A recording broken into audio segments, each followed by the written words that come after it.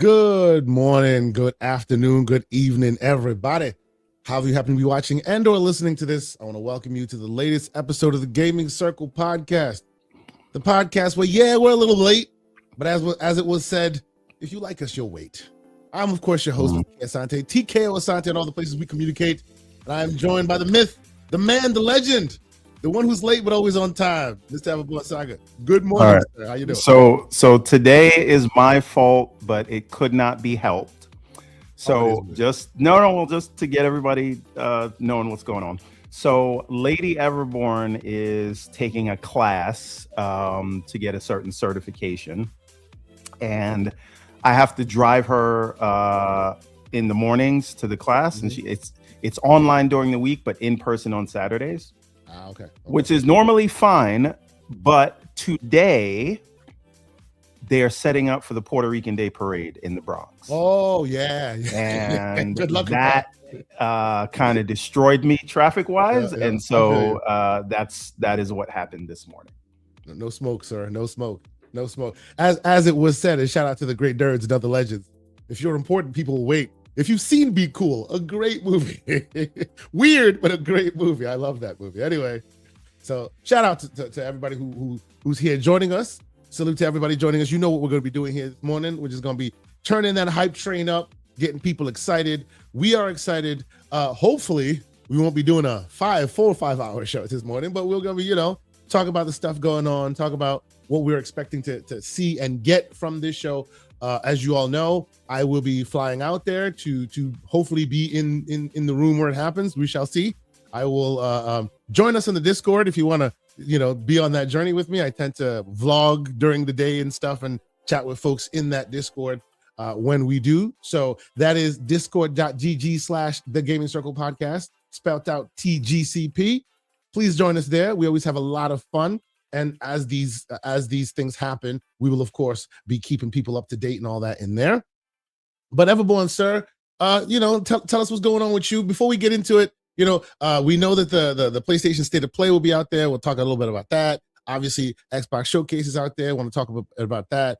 But, there's some smattering of news around that's also pretty interesting. But by and large, it's just hype train excitement for what's about to happen in June. What's going on with you, sir? It's very, very, very exciting times, and we will get into all that new stuff later. But I am excited that we're gonna have basically 2 major showcases, and I know Sony's calling it a state of play, but they're doing it in a theater for like the first time in like a decade, which means they're probably prepping for an E3 of dreams, something to tell people why they should pay $900 for a PS5 Pro. Spoiler alert, you should not.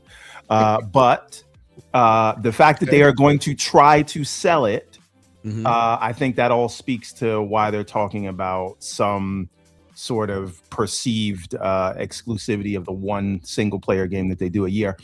But I do think you're going to have these huge showcases going back to back. And what's different this time is for the first time in a long time, Sony's going first.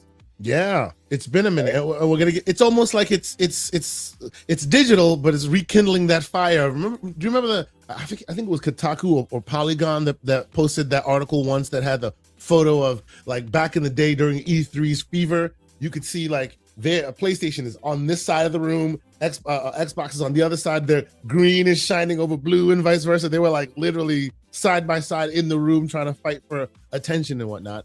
It's digital, but it seems like it's somewhat coming back in this form this year.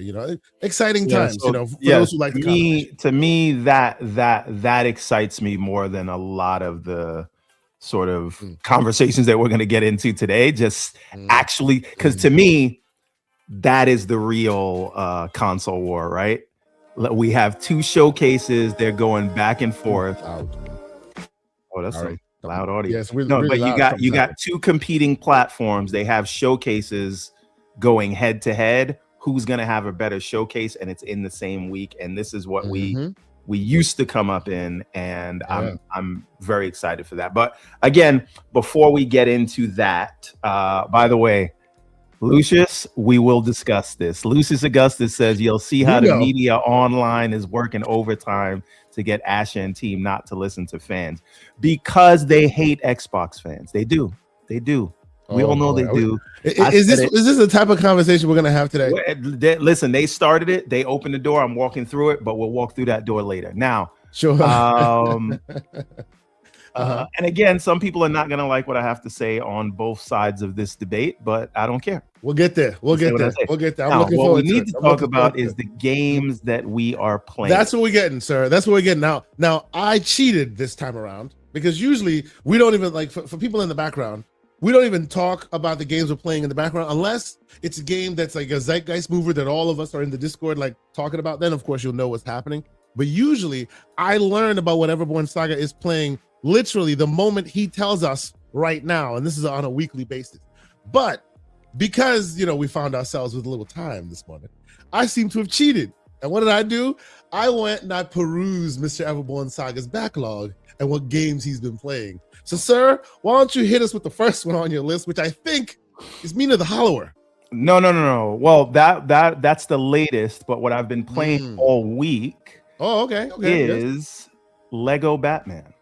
I have that on the list as well. Speak on Lego Batman, sir. Yes. So now Lego Batman, this may be my second Lego game ever, right? Oh wow. That's so amazing. I'm not really into the Lego games like that one, but this one they said, look, it's Lego, but it's also Arkham, right? Arkham so Lego. They use the Arkham combat, but that's not the only thing, right? Mm-hmm.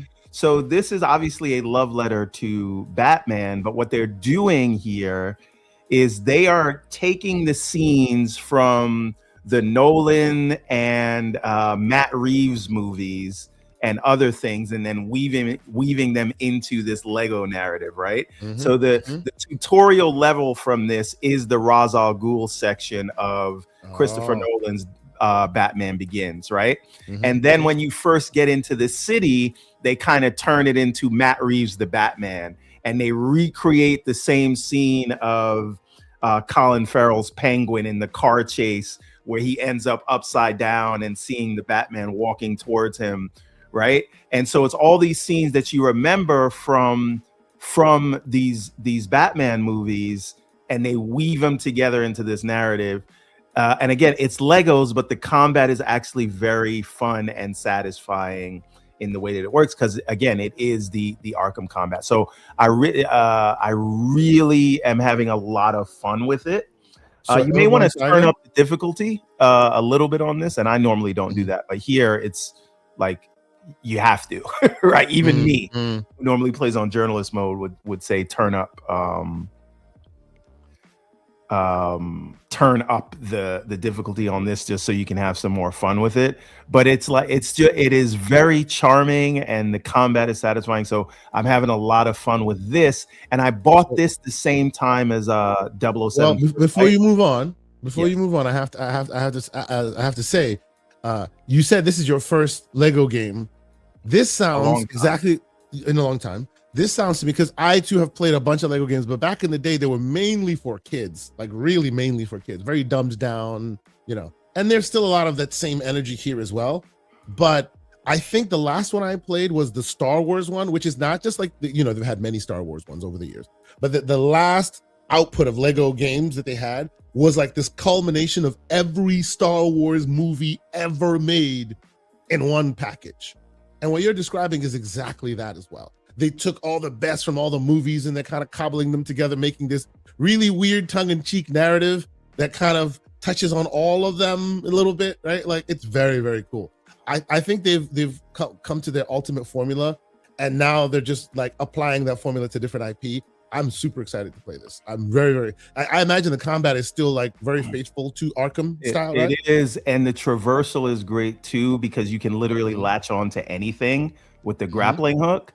And mixing that back and forth between the combos and the finishers, and just the switching opponents and things like that. It feels really good. And again, the jokes are funny, and you can play it with the kids around. So all around, I think this is a winner. You have no idea that last statement that you made, how important that one is to me. Oh my God. it's very difficult playing your games you want to play during the day. So if it's a game that is approachable to all, the TV gets to be used. Oh, fantastic. Yeah, That is and so great. Yes. I see Eastside Vandal in the chat saying dumbed down. This is why I say even me turns up the difficulty on this, right? Just to give you some of that level of challenge that'll make it more interesting for us. Everborn Saga, take Legendary Yobi's advice. The next one you play, if you're interested in this kind of stuff, Skywalker Saga. So good. That was the one I was talking about. It is the love letter to Star Wars if you love it, and it's in this style, in exactly the Lego style that you're expecting now. Very well done. Excellently done. Yeah, and so this is definitely a recommend, especially if you have kids or if you're just a fan of Batman and the lore over the years, and you're a fan of the Arkham game. So it has a lot going for it. I think they put a lot into it, and I recommend it. Now, the next game that you brought up originally that I started yesterday was Mina the Hollower. Talk to me about Mina the Hollower, sir, because I know the game. I've heard. I know the studio making the game. It's been a thing that we've heard about. We talked about. I didn't know that it was the perfect 10 out of 10 monster, like mind-blowing zeitgeist mover that it's turning out to be. What's going on with this game? So this is from Yacht Club Games. It's a California studio. They are famous for the Shovel Knight games. Indeed. Yeah. And this was supposed to be, by the way, Jason Schreier has a good video kind of talking about the history of the studio and talking about how this actually became a make or break game for that studio. So if this didn't hit the way it's hitting right now, they probably would have had to rethink the way they do business. But they've been developing the Shovel Knight IP over the last almost decade. And they were in the middle of transitioning that to 3D, but then an intern came up with a prototype for this game, and then they ended up putting the entire senior staff right onto this, and so everyone's working on it, and it just became this sort of mythical thing. And it's something they're going to get back to now that they ship this. They're going to get back to the 3D Hollow Knight, but this is what the whole studio's been working on. It's about 15 people in the studio. And so it is, yes, if Hollow Knight was there, sorry, not Hollow Knight, Shovel Knight was there, was their take on, a Mario level sort of 2D platformer.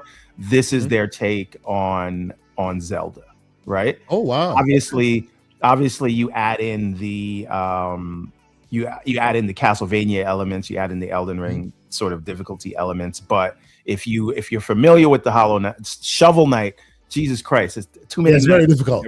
Very difficult. If you're familiar with the Shovel Knight games, you know that they have a lot of lore to them, and this is no different. And the mechanics in this game, first of all, you can pick 3 different kinds of weapons, and there are more that you can get later, but you can have a sort of a warhammer, dual swords, or the mace like that, which looks like it's like a grappling hook. But that's if you want to do sort of long range damage, heavy damage, or sort of rogue style.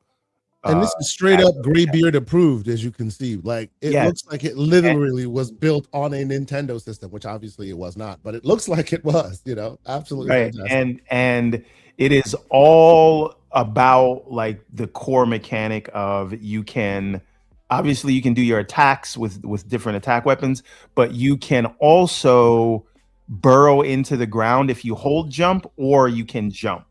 Right. And usually with these top down games, there's no jump mechanic, but they added this. Right.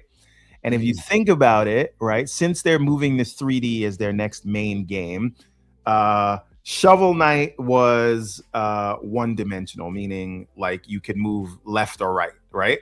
You're moving left or right. This is 2-dimensional in that you can move left, right, up, or down. Right. Because it's top down. And so there's so many more things you can do when you're looking at a top-down game versus a side scroller. And that I think will lead them perfectly into when they're doing the 3D game, right? For Shovel Knight. So the jump mechanic, the burrowing mechanic, you'd be surprised with how many things that you can do with this. And shout out to MJ Dark. Shovel Knight is more of a a Mega Man style game. Yes, when I said Mario, I just mean in terms of a character or an IP that can one day be transmedia and show up in different genres of games, right? Like I believe the Shovel Knight character was an assist in what's that fighting game for Nintendo? You mean no? You don't mean what do you call it? Oh gosh, not like my brain's saying Battletoads, but I actually mean Smash Brothers. Yes, I believe so. And there's also an amiibo you can get for Shovel Knight, right? Yes, so they've been expanding that IP as though it was like a Mario style character, and this is their way of doing that for a Zelda style character. So this is going to be their other like main character of that studio. So I'm definitely rooting for the team. I'm glad to see it has potentially upended Forza, which was previously the highest rated game of the year. But again, there's more reviews coming in, so Forza may end up taking that crown again. But again, all around, and I've only played it for a very short amount of time because I just got it yesterday. But I love it. I love the new elements that they're adding to this sort of genre of top down. And I cannot wait to get into this. So I'll probably play this on the handheld while I finish Lego Batman on the big. So, Mr. Everborn Saga, like I'm loving the style of game, the look of it. Like I remember seeing this, but I am more intrigued more than ever about the story that Jason Schreier put forth and you just explained. And I know he's in here. Soiltech, if you recall, we had the honor of getting to chat with one of the people who works on this game. She actually announced it at the Keeleys, and we happen to have a chance to get a chance to chat with her. I hope we get a chance to see them again this year.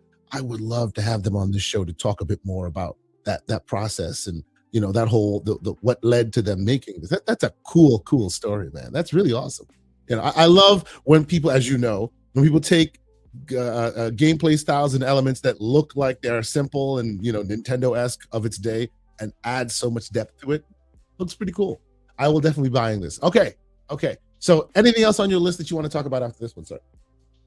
Those are the only two things I played this week. Like I said, I got 007 but haven't started it yet, and I have not touched Forza. That is your okay. I appreciate that. So very cool. By the way, before we continue, I put a question in the chat, just something to get us talking. What kind of games are you excited for coming up in this these June showcases, whether it be PlayStation, whether it be Xbox, whether it be your Nintendo platforms? Tell me what games, tell me what platform, why. I want to see what games I have on my excite list and see if I'm missing some or not. So put it in there, and throughout the show I'll be checking them and highlighting what I can.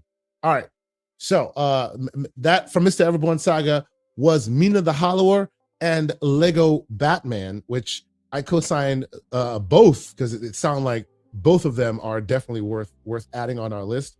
Actually, before I even continue, I see the chats are also brewing. So let me get to those real quick. First and foremost, Stone King X joined us this morning and decided to gift 5 memberships. Thank you so much. I appreciate you. This is so cool that's the first thing we got. 5 new members. Thank y'all so much. If you got a membership, salute to Stone Kings. He also included another membership. So that has 6 memberships he did. Unbelievable. Thank you so much. That's really cool.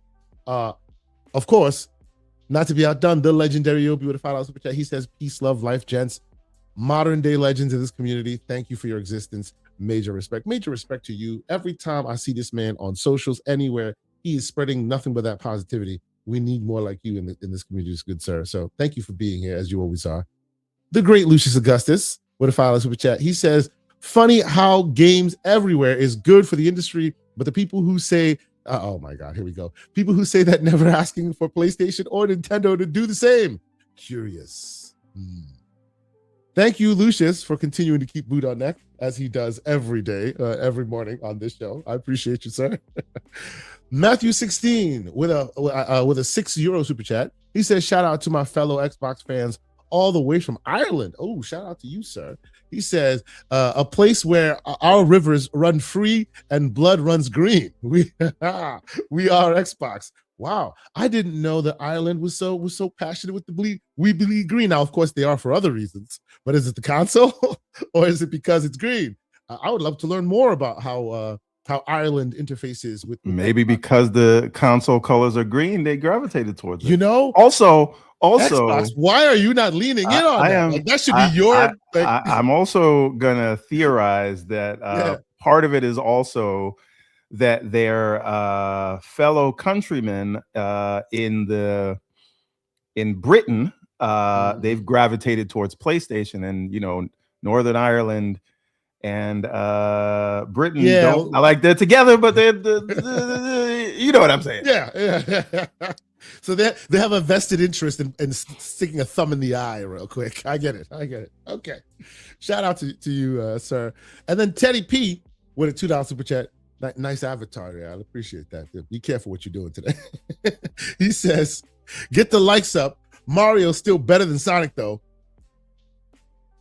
Okay. I won't disagree. Anybody else on this panel? You know who else won't disagree? Whoever that guy that used to work with Yuji Naka that had those choice words for him. We can talk about that later. Exactly. You should bring that up. I forgot that one. You should remind me of that one later.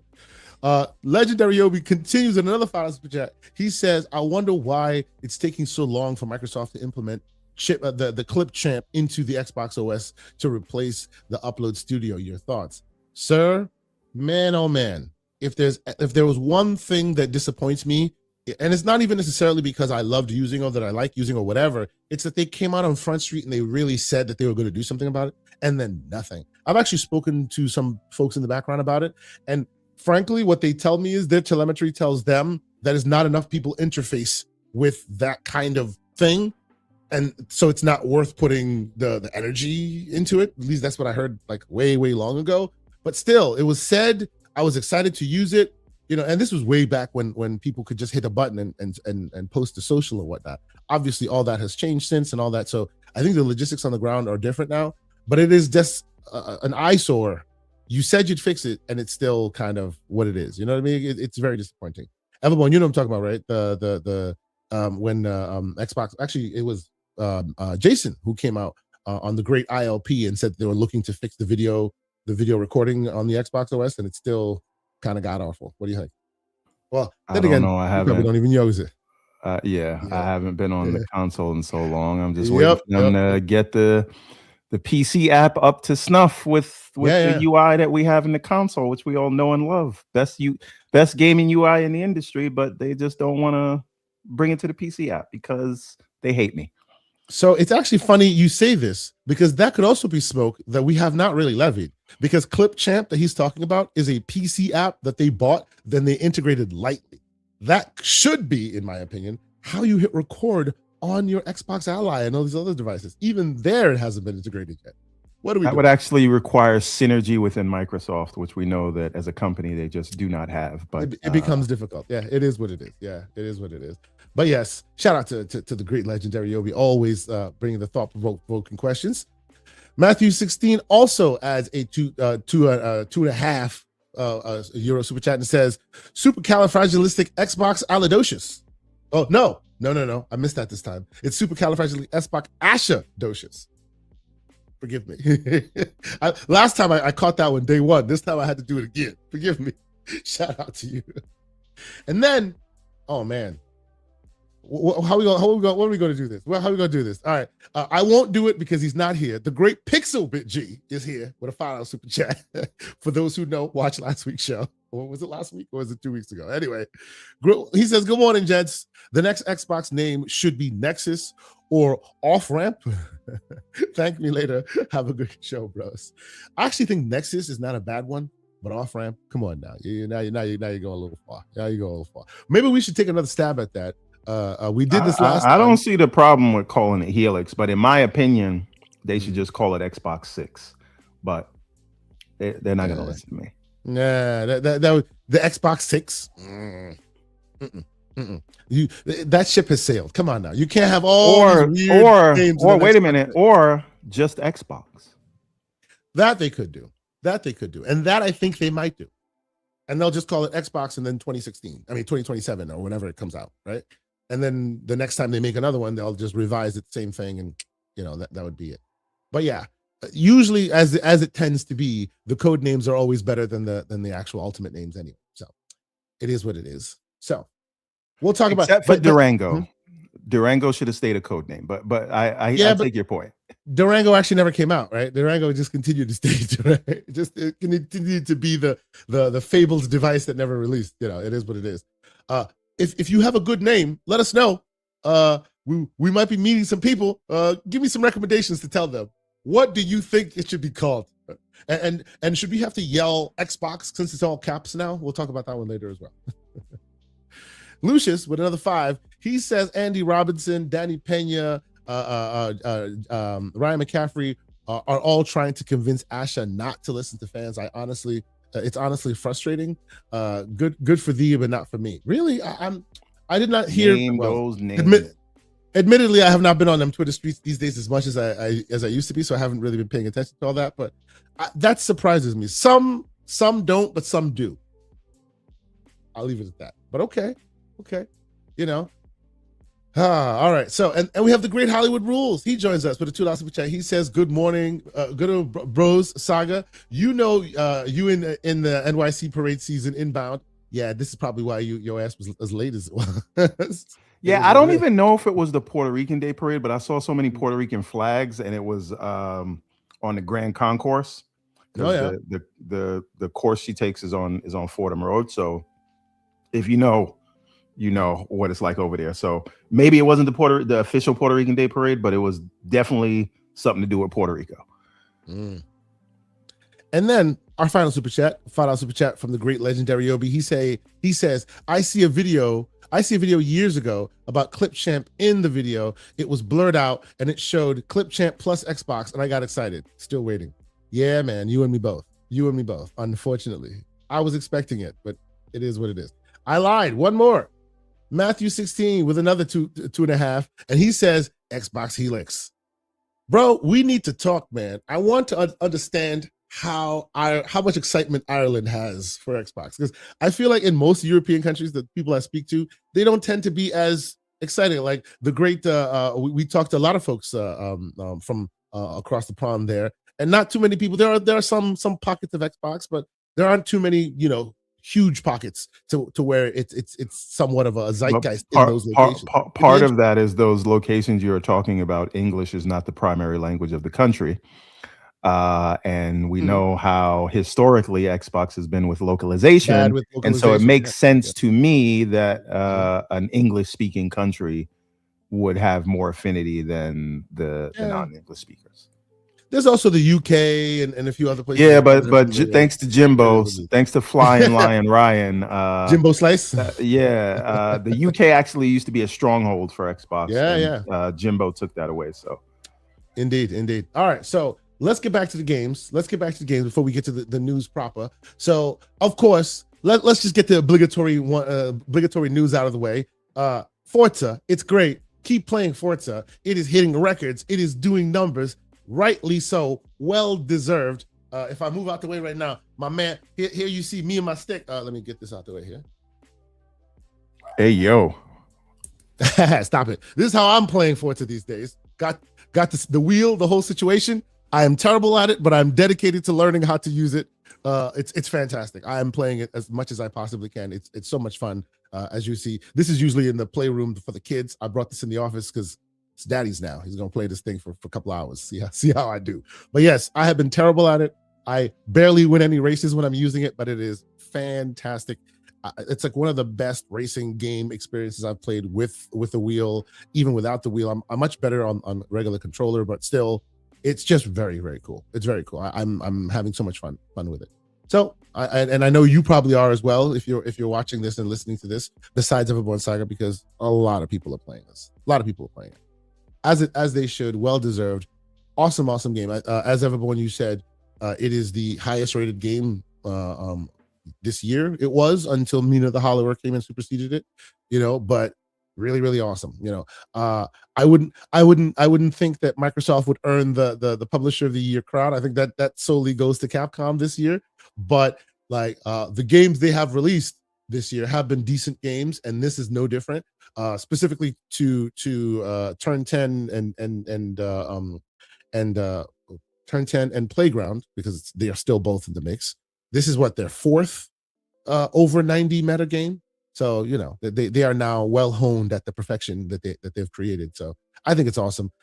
Is there any had world? a fifth this year, but we'll get to that one. We'll get to that one. Yes, they could have got a fifth. That's right. Is there any world where this one wins like Game of the Year awards?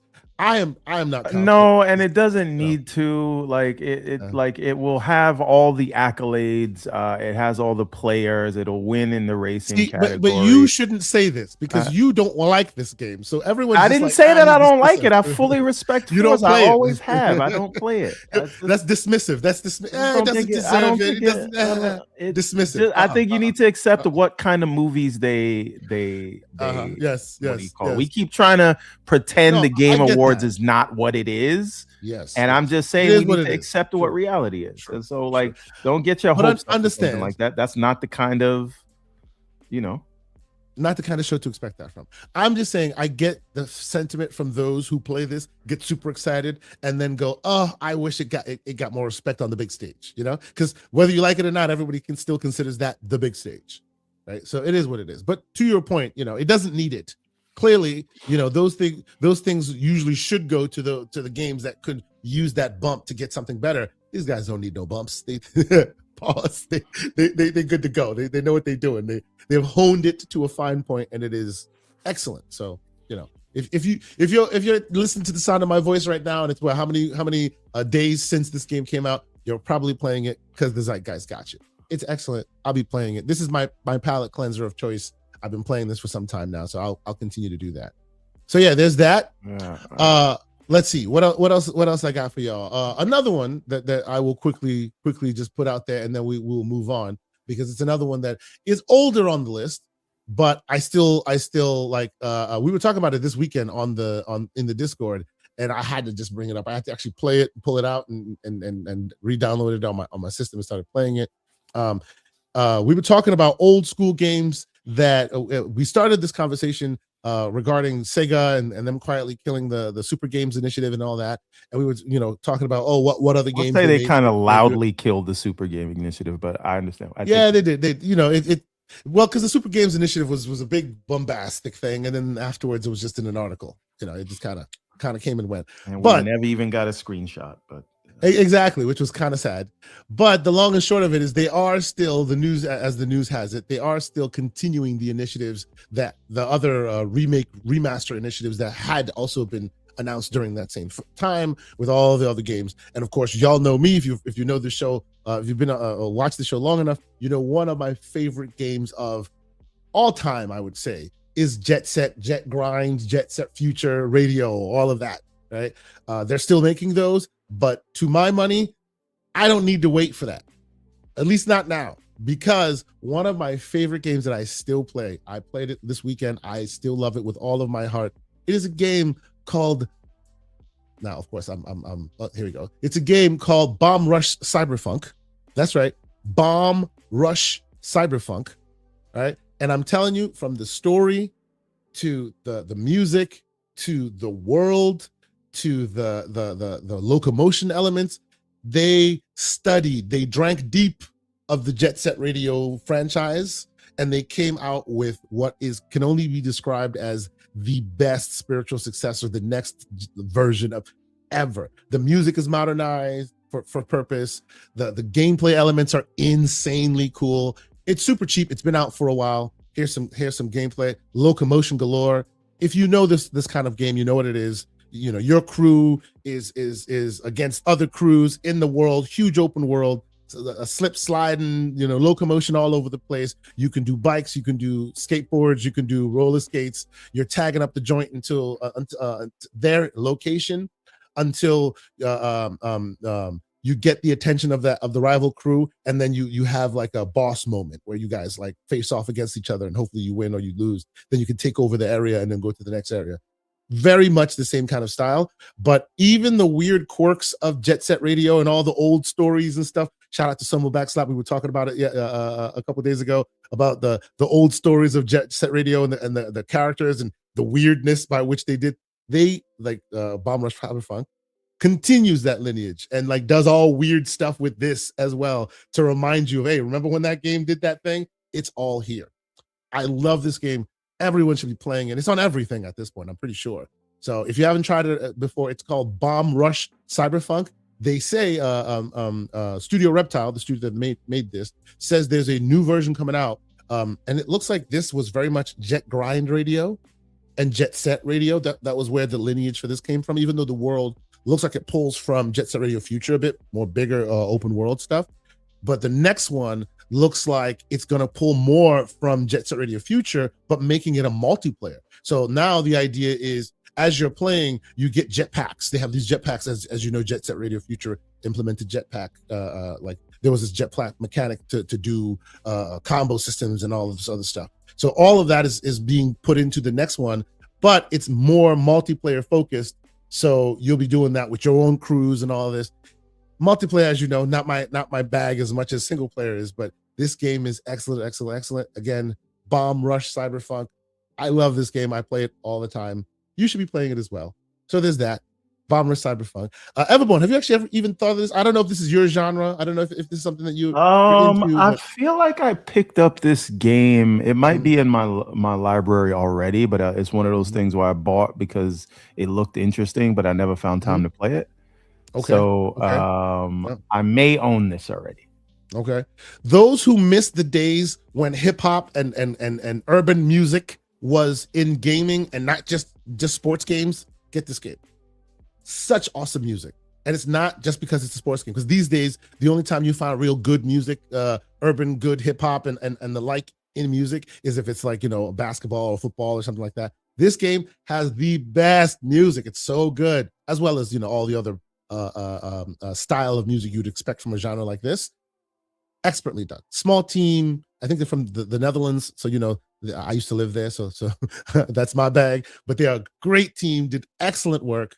I'm so excited for Bomb Rush. I hope the next one is just as good. Last game that I want to discuss real quick before we get into some of the stories is a game I talked about last week. I spent more time in it. Everborn Saga, this is my reminder to you. I especially expect that you will either put this on your radar, have already gotten this game, but I'm hoping you raise it in your backlog. And what I'm talking about is what I talked about last week. It is called Hunt Down: Overtime. It's the second game in the genre. This has been out. Another game has been out before called Hunt Down. I think I played it on PS4. As you can see, it has a striking resemblance to Replaced and a few other games of its ilk, but the game is hard as heck. It will kick your butt all the time. Contra-esque style, a little bit, but very good with the graphics. Hard as heck. Like, it's so much fun. And it's people puzzle, obviously. Oh, how are you going to defeat this person while this person's coming at you? You got to make sure you watch out for this. You got to watch out for that. It is a very cool, interesting, 2D, very retro style, but they're doing really well with the resource allocation, as you can see on the screen. Really good systems, a lot of combat. You got your melee, you got your various combat weapons, shotguns. As you can see on the screen here, lots and lots of mayhem. Really, really cool. You want to turn your brain off, have a fun game, play. Looks like we got Fonz in this chat. Shout out to Fonz. He's finally early enough to catch us live. Yes, sir. Can't wait to see you, Fonz. I'll be there. Be there on Thursday, bro. It's good to see you. Always a great time with Fonzarelli, man. It's always fun. Maybe we'll go to IGN Live again this see you here, Fonz. If you haven't gotten your tickets yet, bro, please go get your tickets. It was fun hanging out with you there. But anyway, yes, sir. Good. I'm excited to see you guys next week. But yes, this is Hunt Down Overtime. Check it out. Really cool. $17 on Steam right now. Very, very fun. Very fun. Very fun. So I've been playing this like from time to time, off and on, in between the other stuff I've been playing. Really, really cool. As you can see, it's like the Punisher, man. You're playing the Punisher. It's freaking awesome. And anyway, very, very fun game. It's called Hunt Down Overtime. That's that. All right. So again, thanks to everybody that's continuing to hang out with us, watch the show, hit the like button if you haven't done so already. You know, as you know, we thrive here based on all your contributions and all your likes and your hype and letting folks know we're here and letting people jump in on the show. So thank you so much for your continued support. Let's jump into some of these stories. Everborn, I want to talk more heavily about the showcases that are about to be upon us. I think I want to start with the PlayStation side and then head to the Xbox side, since that's in the succession. But there are there's some stuff out there in the zeitgeist that we may want to touch on before we get into that. Anything that we want to touch on? I see people in the chat already discussing some of those things. Shout out to the Black Skeleton. 007 is moving units. It's doing numbers. You know, have you been playing those? Have you been playing that yet? No. I did buy 007, but I have not started it because I want to finish Lego Batman first. Okay, first of all, Paris. See, you thought when I left early last week, I wasn't going to hear the Sonic slander, but I was listening in the background. You didn't get away, and you're lucky I'm not coming to LA. This is this guy. You're lucky you're not going to LA, so you have to hear it IRL, bro. You're gonna have to hear it IRL. Yes, I will send Kay Asante with choice words for you, sir. Damn. Well, and the choice words will be good. Keep boot on that. You see, you can't be trusted either. I'm gonna have to send nerds and other legends to deliver my message. Aaron GB 1001 says 007 is disappointing, honestly. Really? I would love to hear you double click. That is the first person I've heard say that. Yeah, me too. So very interesting. I would love to hear, and no slander, honestly. I haven't played it yet, but in our Discord, people are just raving about this game. They are loving it. Love to hear you tell us more about why you were disappointed.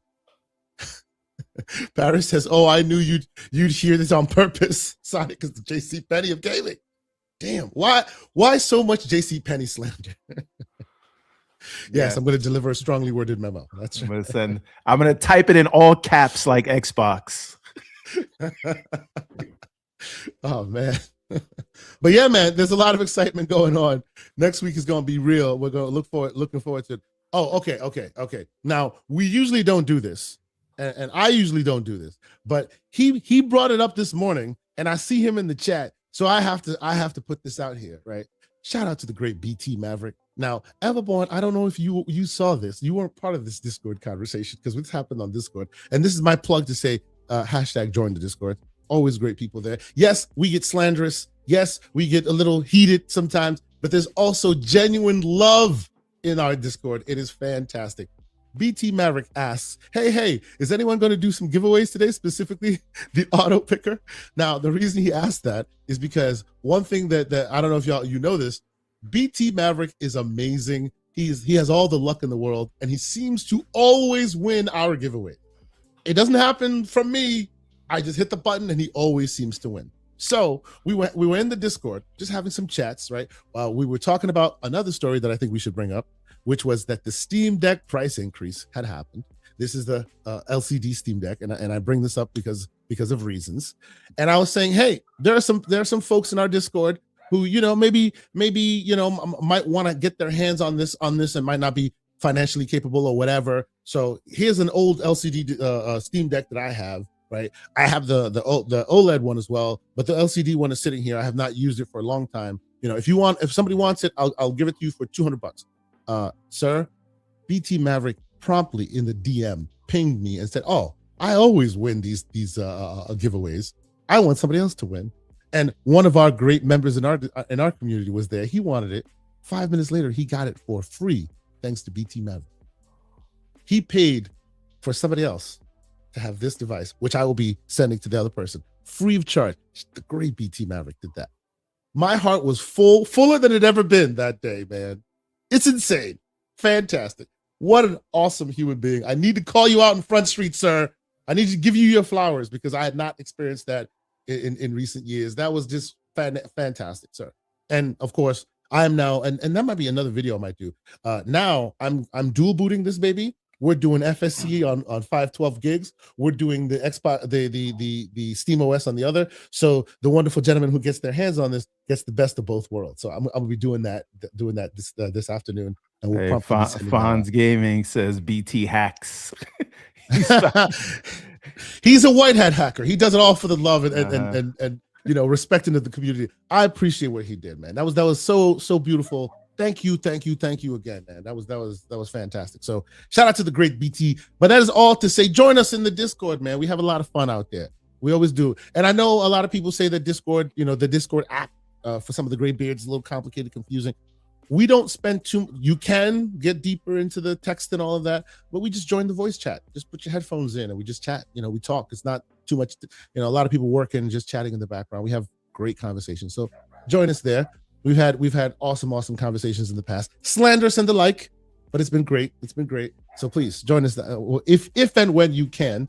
It's always fantastic on in the Discord community. So let's get to some of these stories there, Everborn Saga. You said you wanted to talk first about a story that you had that you teased a little bit ago. Why don't you hit us with that right now?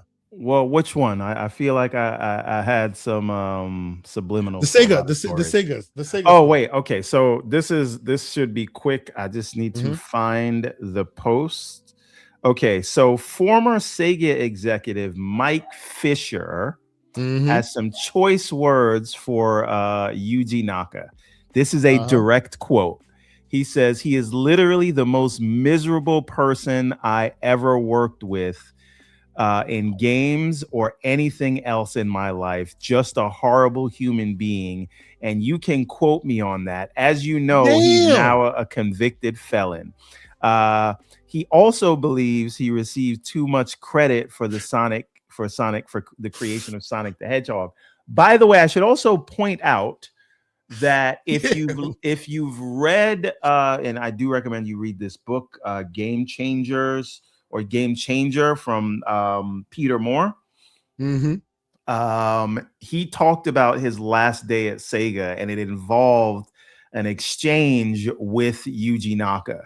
This is when he tried to explain how the US was feeling towards Sega. And effectively Yuji Naka just didn't believe what he was telling them, and Peter Moore had a translator, and for the translator, he's told the translator to tell Yuji Naka to go F himself. And then the translator tried to say, we don't have a word for that. And then Peter Moore was like, yes, you do. And that was the last day he had ever worked there. So apparently Yuji Naka is a little bit of a prima donna. And this is the man. This is your man. He is to you what Gojima is to MJ. Is what I'm saying. I don't know about all of that. I don't know. He created your man. I'm just saying. Well, I mean, this is a fun fact. You know, one of the people that is supremely responsible for Sonic truly entering the zeitgeist with Sonic 2, because it was really Sonic 2 where he entered. It was actually what's this guy's name? He does the hardware design for Sega, for Sony. Cerny, Mark Cerny. Mark Cerny, yes. Mark Cerny used to work for Sega of America, and he is the one who pulled development for Sonic 2 over into Sega of America and brought over Yuji Naka to kind of empower him to help craft that game. So a lot of the success of that is partly owed to Mark Cerny. It's a fun fact. Umbra, you better watch out now. You gotta catch some bodies. You gotta catch some smoke from Everborn Saga. Keep talking like that. I'm just saying. People go for it now. Oh boy, the chat is enjoying themselves. Man, I did not know Yuji Naka was such a character. I might start having to do a little bit more research on this man. He's quite the prima donna. That's awesome. Okay. And he's right now serving hard time. What was he? What was his crime again? Insider trading. Okay. Very nice. And which I he don't mean that denies. in a good way. Of course. Which he denies. You know, of course. All right. Fantastic. Okay. So beyond that story, let's see. What else we got before we get to all the craziness. So there's dashboard stuff happening, right? We were talking a little bit ago about 007. I'm really caught by the zeitgeist, but I just don't have the time. Like as we just talked about, like this week will be spent with me rebuilding this thing so that we have it ready before I head to LA and all that. So I will definitely be playing it when I get back. But I hear like people are just like enraptured by this game. I hear it being referred to as Uncharted and obviously Hitman and also Tomb Raider, all in this wonderful package. You know, I don't know, everyone, if you've been keeping up with the zeitgeist on that as well. That's the other place I was going. So thank you, Aaron, for heading me. He says he was just 007 is woke. I hear actually quite the contrary. And obviously before we continue, I only use those words. I only use that word in the shallow terms of being referred to. I know that's not the way the word is supposed to be used. Aaron really does not like 007. I gotta say. Hey, but I hear the gameplay is excellent.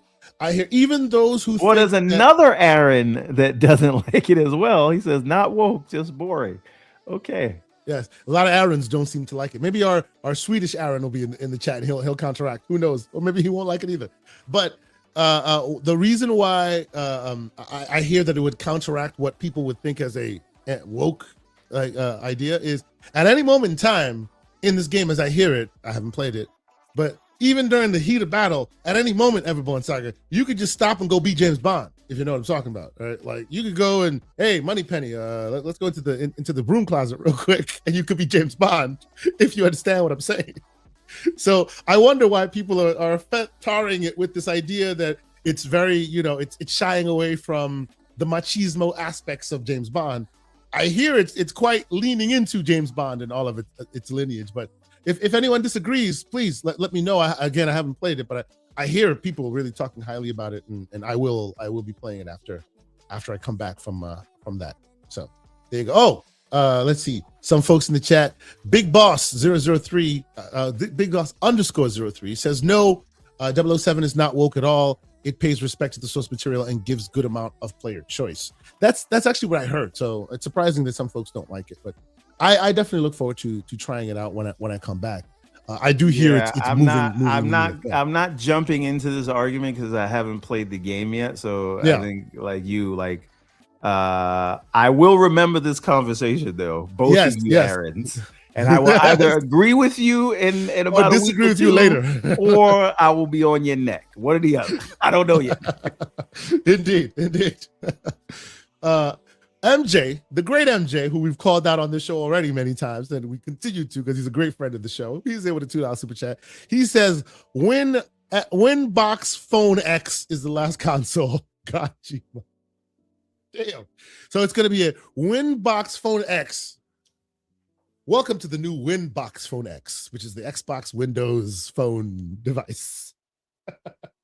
No, I hope not. And of course, we have Great Web Dave with a $2 chat. He says, "Can't wait for Thursday in LA. I got you." He says he got a new shirt for me. We didn't talk about them shirts, man. We have to diversify them. I see a lot of shirts floating around with my face on it. Like, anyway, shout out to the Great Web Dave. Looking forward to seeing you next Thursday, good sir. Anyway, so another quick story that I want to get into. Before I do, though, if you haven't hit the like button, you're doing it wrong. Please do so. Make sure you let folks know we're here. If you happen to be on the X, let folks know we're there as well. Hit the like button, all that stuff. We might not be on, and this is another quick note, Everborn Saga. We might not be on X, or at least I might not be on X for too much longer. I've been kind of digging through the crates and deciding on whether or not I wanted to keep that source live. So I decided I might not. I know you keep up with it as well, so that's why we stream it to folks on your stream as well. This might be just a quick little aside from me, folks. that are watching. If you happen to be watching on X, you're watching on X on Everborn Saga's channel, or you're watching on the K Asante channel. Let us know. Is this a useful source for you? Is this something you like? Because I'm thinking of not paying for the premium subscription so we can like source it straight on YouTube. But if it's a really something that you guys depend on, you let me know. Maybe we'll keep it around. So just a quicker thing, letting y'all know. If I don't hear too much, I might cancel it. So the only place you will end up watching the show moving forward would be on YouTube.com, unless Everborn Saga continues his premium membership. I'm thinking about it. So just a little quick aside. What do you think? I mean, I just paid the premium membership on Twitter for like a year. So, oh, okay, so that's why. Yeah. I did a year, and then I started doing month to month because I was, I was like, I don't know if I want to keep giving this guy money. No, I know what happened. Why I was off last week, because I didn't want to give them my actual credit card information because I didn't really trust them. So, you know how that goes. When they tried to charge it again, that was no longer a thing in existence. Yeah, so I see y'all in the chat. Big Mad Mo, I see you, Lord Negatron. Thank you for your thoughts on it. I see you, Temper 2021. Yes, if you are one who thinks, hey, keep it, let me know, because I'm on the side of it is what it is. But let's move on. Let's move forward. Okay. So thank y'all so much for continuing to support us. We really appreciate y'all. Between all the various platforms, we're almost at 300 watchers right now. Y'all too kind. All too right. excellent. There's a super chat I'm gonna answer very quickly, and we're gonna move on from that topic. Yeah, pop it up. Not really what the show is about. So, wrong one. Here we go. Oh yeah. There we go. What does the phrase "woke" mean to you two fine gentlemen? I know it's a touchy subject. This is from. Can you pronounce that name? I don't want to ruin his name. I would say it's Matthew. Mattiu. Matthew 16. 16. Yes. All right. So listen. Yeah. Listen. Being woke, the term has been watered down, gentrified, and it's trying to be appropriated by a lot of 40-year-old men or whatever, right? Or whatever. I don't really care for what the watered down, uninformed opinion of what that word means, because you will not steal that word, or anyone will. Right? It means keeping your third eye open. It means not listening to the things that people tell you just to accept because they said it. It means thinking about things on your own. So when someone says stay woke, it means stay alert. It means keep your mind free from stay on guard talking points. It means look at the other side of things. Yeah. And if you want to let somebody just take that word to mean things that you don't like, that is a you problem. But I will not let anyone change the definition of it. So if you ask me if I'm woke, I will always tell you yes. Stay woke, my brothers. Anyway, let's move on, ladies and gentlemen. And shout out to Matthew. Look, not everybody understands what all that meant and that's been the word. That's been what it means forever. So some of us graybeards get a little bit vexed when we hear it used incorrectly. It is what it is. Thank you for the super chat. All right, so let's get to this one real quick, which I thought was super interesting. This is from CDPR. They just jumped in out of nowhere and went, guess what? Witcher 3 has another DLC. Holy crap. I am so excited. Because two things. One, Witcher 3 is still an excellent game, and it also means they have not given up on their engine. And the engine is continuing to see some life. I hope that one day we hear more being brought forth from this engine, because I know it's old and people have moved on from it, but they keep saying we're done here, and then they do again. We're done here, and then they do it again. They've done the same thing with Cyberpunk, right? And now they're doing it here. They come out on Front Street and they say, nope, we're done. We're pencils down. We're moving over to Unreal Engine 5. We'll continue there. And now once again, another DLC. Now, what is this DLC? Is it the UE 5 or 6? No. This is not a UE5 expansion. And just on that topic, I think people there's like not a misnomer, but it is a thing that happened way back when. If we recall, back in 2022, CDPR did come out. This was way during the transition of when we were heading to the next gen, like the current gen we're in right now. There was all talk about upgrades and this, that, and the third. CDPR did release eventually a next gen enhanced version for all platforms, and they just gave it to whoever happened to have the original version in. right? That was a big thing. So because of that, it's always been I've always heard in the zeitgeist in the background, like, oh, maybe they upgraded to Unreal Engine 5 and continue doing that. I don't think that'll ever happen. Like, that would take a lot of effort. Well, I mean, think about this though.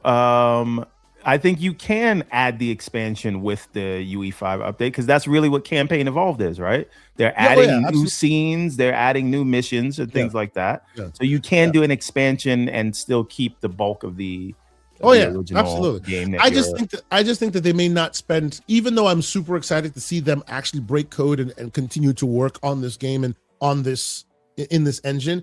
I don't want to hold out hope that they're going to give me more here, because I want them to continue to working on the Red engine. But it just seems like every 5 minutes they touch it, they go yay, we all go yay, and then they go, now we're going back to Unreal Engine 5. We're like, boo. You know what I'm saying? Like, not to say I hate Unreal, you know, tongue in cheek, we'd always do that with Umbra. I think Unreal does good work, but the Red engine still deserves some respect, man. But again, if you think of all the Red engine updates post Witcher 3 that you have in Cyberpunk, to see that in Witcher 3 is probably going to be a and actually shout out to Slow-Mo Backslap who's in here as well, talking about it's a superior engine. I recall him talking about this some time ago, and I agree with him. That is the big reason why I think that Epic was so gung-ho about them moving Witcher 4 to Unreal, because these guys are like wizards. Look at what they're doing with their own engine. Guess what that'll do? It'll fix all the faux pas of Unreal. They're hoping. They're bringing engineering resources from their own engine to Unreal. These guys who are such wizards with their engine, it can only make Unreal better, right? I just wish they wouldn't have to mothball Unreal Red engine in order to do it. You know what I mean? Like, I think it's a great engine. This is shout out to them for continuing to give people more in this. You know, the game has sold over 60 million copies, as it says here, right, since its release in 2015. Fantastic. You know, shout out to them for continuing to remember the community in that way. I think that's really cool. You know, have you ever finished The Witcher, by the way? Absolutely not. So I'm looking. What is the length of time that you've put into this thing? I know a lot of people say they tried 5-6 times before they actually even got through it. I will get back to you shortly. I'm gonna go and check my play stats. And of course, shout out to Paris Lily. He says CDPR engineers are sorcerers. I know you know some of them.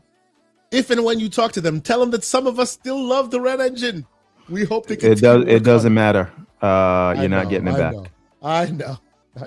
Yes, look what they did on Switch 2. Absolutely. Excellent, man. Excellent. I'm just so sad that it looks like the bulk of their efforts are heading towards, Unreal Engine 5. It is what it is. But yes, I will be. You'll be hearing me talk about this when it inevitably comes out. You know. Well, okay. So Lucius says he'll be jumping on here when there's a certain topic. You got to tell us what the topic is, man, because we're just gonna be talking about hype train stuff, man. Unless that's what you're talking about, please jump in whenever you're ready. And in case I don't know what it is, let me know so I bring it up so that you join us anyway. But all right. So, and I do see some people in the chat being slanderous. Aaron is on fire today. He says Unreal. He says Witcher 3 is overrated, but he all right, I got it. Slow-Mo, because Slow-Mo also says. Hold on, I gotta ask Aaron. Aaron, what do you like? Yeah, let us know. Do you have fun with? Exactly. Let us know. All right. So besides that, let's see. How do we know how large this expansion will be? Let's see. They didn't give us too many details. This is actually from their official page. So they're talking about a snapshot, like the third expansion coming. They launch in 2027 on PlayStation 5, on Xbox, and on PC. And they're co-developing the song. What is it? It is co-developing of the expansion called Songs of the Past with Fool's Theory, which is another development studio who's doing the work. We don't have too much details as in how big or the scope or scale. But as you know, and it says it will, let's see here. What does it say? The veterans who worked on Witcher 3, more details on it will be released late in summer 2026. So I imagine we'll hear about this at the Keeleys or at Xbox or show something like that. This is probably prime Keeley's announcement territory. So we'll probably hear more about this sooner rather than later. But yeah, I look forward to hearing more about it. It looks cool. So let's see what else we got here. Let me see here before we get into the stories proper. Let me see. Besides The Witcher coming out and doing interesting things, I do see, like, obviously we just talked about first First Light. PlayStation Summer Showcase. We're going to be talking about in a little bit. There's some dashboard things coming out and all that. Forget about it. Let's move on and talk properly about the Xbox Showcase or the PlayStation Showcase rather. What do you think? Should we head in that direction? Yeah. PlayStation's coming first. We do that first, and then we get into Let's do that. Okay. Xbox stuff. Okay. So, PlayStation's State of Play, right? As you mentioned at the top of this, it looks like it's called the State of Play, but back in the day, State of Plays used to be like their designation for the lesser show, the digital show, versus the big show, the big dog show. But now it seems like maybe that's been done away with, right? Like it looks like the State of Play. This looks to be a proper. This really big dog is show. going to be a showcase, and the reason for that is they're gonna play it in theaters all over the world. Yeah, like actual exactly, movie theaters. Yeah. That is more, to my mind, that's more than just we're showing you Wolverine. They're gonna show us a lot of stuff. So I think this is, you can basically take it to the bank that this is going to be showcase level, even though it's still called a State of Play. Yep. Now let's quickly talk about what has officially been announced, and then we'll jump into some of the rumor and speculation that's been floating around the zeitgeist as well. So on the official side of things, Fonz says, I'm just happy I'm not the one being called out for being miserable in the chat for once. All right, and then also shout out to Lemon, the one and only 108 Dragons. He says, good morning, gents. Yeah, and I should mention, shout out to 108 Dragons. I will be on the Dragons Den, the next Dragons Den. Myself, a bunch of other great creators. He's doing his 200th episode. So shout out to 108 Dragons. I'm sure it's 200, right? I hope I'm misspeaking. I'll make sure I double check that. But yes, I'll be in the house as well as many great content creators for that day. So make sure you check it out. Yeah, it's a 200th episode. So yes, looking forward to it. Shout out to the great. Also, we got to give Fonz time because we haven't gotten to the controversial topics yet. I'm sure his curmudgeon side will come out when we get to the second half of this conversation. And I will say it at the top for the record. He is the curmudgeon of this community, and I appreciate it. Okay, I appreciate it. I don't think it's a problem. I actually thought the curmudgeon was slow-mo, but I guess. See, and I have never. I've met Fonz. I haven't met Slow-Mo in real life, but I would think that Fonz is an older gentleman than Slow-Mo, so he earns the curmudgeon title. But I mean in the best way possible, for real.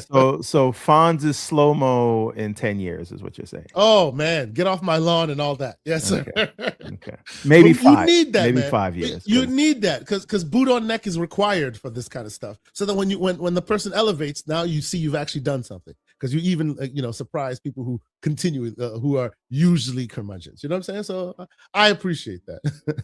All right. Oh, before we continue on with the story, the great Tech Talk, Game Tech Talk is in the house of the 10 Canadian. Shout out to Clef and his great channel. If y'all not watching, a lot of his stuff, controllers and handhelds and all the awesome tech stuff that I'm about. You need to be watching it. He does great work. He's here. He says, I'm on China time, and I usually sleep at this time. I'm so happy I can refresh YouTube and see you live. I got the wallet ready. What are we buying? Ooh, see, now you say you're on China time. The question becomes, why are you on China time, sir? Is he busy doing something? I know that's not in China, but close enough. What are we doing, sir? What are we doing? Shout out to the great Clef, man. We doing. He asked, what are we buying? Right now the wallet is taking a breather. Because I bought, what did I buy? You can slander me right now. You're buying plane tickets. Oh, wow. I bought plane tickets, but you can slander me right now. I joined the ranks of the Ragoons, ladies and gentlemen. I got a pretty good deal, so that's we welcome you in, even after all your slander. And my slander still stands. Oh, okay. He says he's not at Computex, just a weird schedule. Shout out to the Game Tech Talk. I still contend the screen, as good as it is, too tiny. Just way too tiny. I'm sorry. It's funny you bring that up, and we should probably just knock that out before we get into this Sony thing. The 2026 Ally device was rumored to be coming out, all but confirmed at Computex. Apparently, it's going to be 8 inches We do not yet know. It's still going to be the Z2E. Yeah. It will have an 8-inch screen, and we don't know if it'll be OLED yet, and we don't know how much memory. I'm going to say this. We don't know the price, but judging by Rampocalypse, judging by the Steam Deck topic that we're going to cover later, I don't expect this thing to be less than $1,200-$1,300, right? Yeah, man. And if it is, and you already have one, there's no way I can recommend that. Not for the 1-inch screen, even if it's OLED. So if you don't have one, I still don't know if I could recommend it, but relatively, if a Steam Deck is $949, you are getting a lot with that. But again, that is wild. We will get to that story, by the way. The whole price changes of the OLED of the standard LCD. Oh boy, yeah, it's the whole thing. We're gonna get to it, and there will be some slander there when we get to it. But yes, let's continue. And the great Doc Dark joins us. He was also here on the show. Shout out to Doc Dark. He said, "Yo, well, hold on. What did we do last week?" It is apparently, if you're in the Discord, it is Doc Dork, and he was going off against his new arch nemesis, Picklebit G. Should I show the work you did? You should absolutely show it. Ladies and gentlemen, like usually we don't do this because we keep this for the Discord. We have to, because come on now, we can't always be doing the crazy stuff out on Front Street. But I will vamp and I will do my best to try. Okay, wait, no, don't show it. You need to come to the Discord to see it. Oh my God, we are not showing it.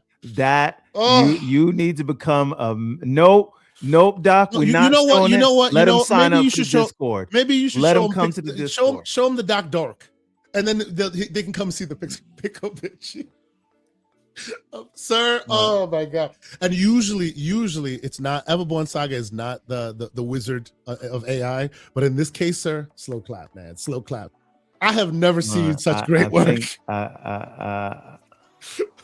So Lucius is against. Lucius says, show them nothing. Make them come to the Discord.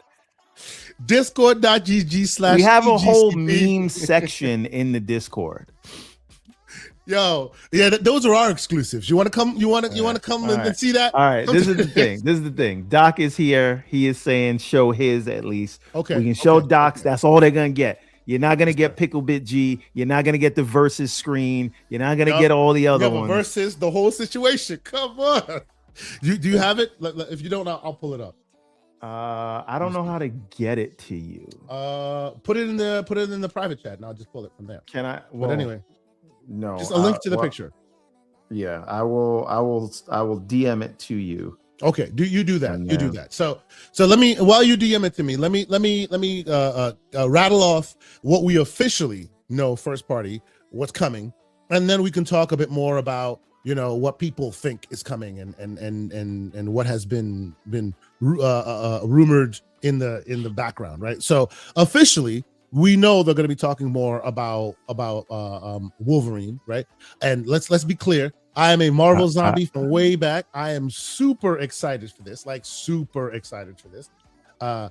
It is sad to me that it now sounds like it may only come to PC. We'll see if that really holds out. I'll play it on PlayStation. It may not. It may not come to PC. I give it 2 years. Stand on that market. He's on the line. Okay. 2-year delay on single player games, even though they tell you it's never coming. Now, there's a rigorous debate going on in the chat saying show nothing. It is almost like logos at an Xbox showcase. Oh my God, what are we doing? So why should we advertise on another platform that is not our Discord? Oh man. But anyway, we'll get to that later. Get to discord.gg/tggcp and check it out. It was, one of the funniest things I'd seen in a very long time, ladies and gentlemen. Like y'all need to be a part of that. Anyway, so there's obviously they have officially talked about Wolverine talk. Are you gonna buy Wolverine Everborn Saga? Is this something that excites you? I will buy it Insomniac? as it comes to Steam. Yes. Oh, so you're not playing it on PlayStation, even though you want a PS5? Not a chance. Why not? I, since 2024, have not turned on either my Xbox or PlayStation, and I've been doing just fine. and I've been buying a bunch of games that I do not have time to play, as evidenced by me not even having time to get to 007 yet.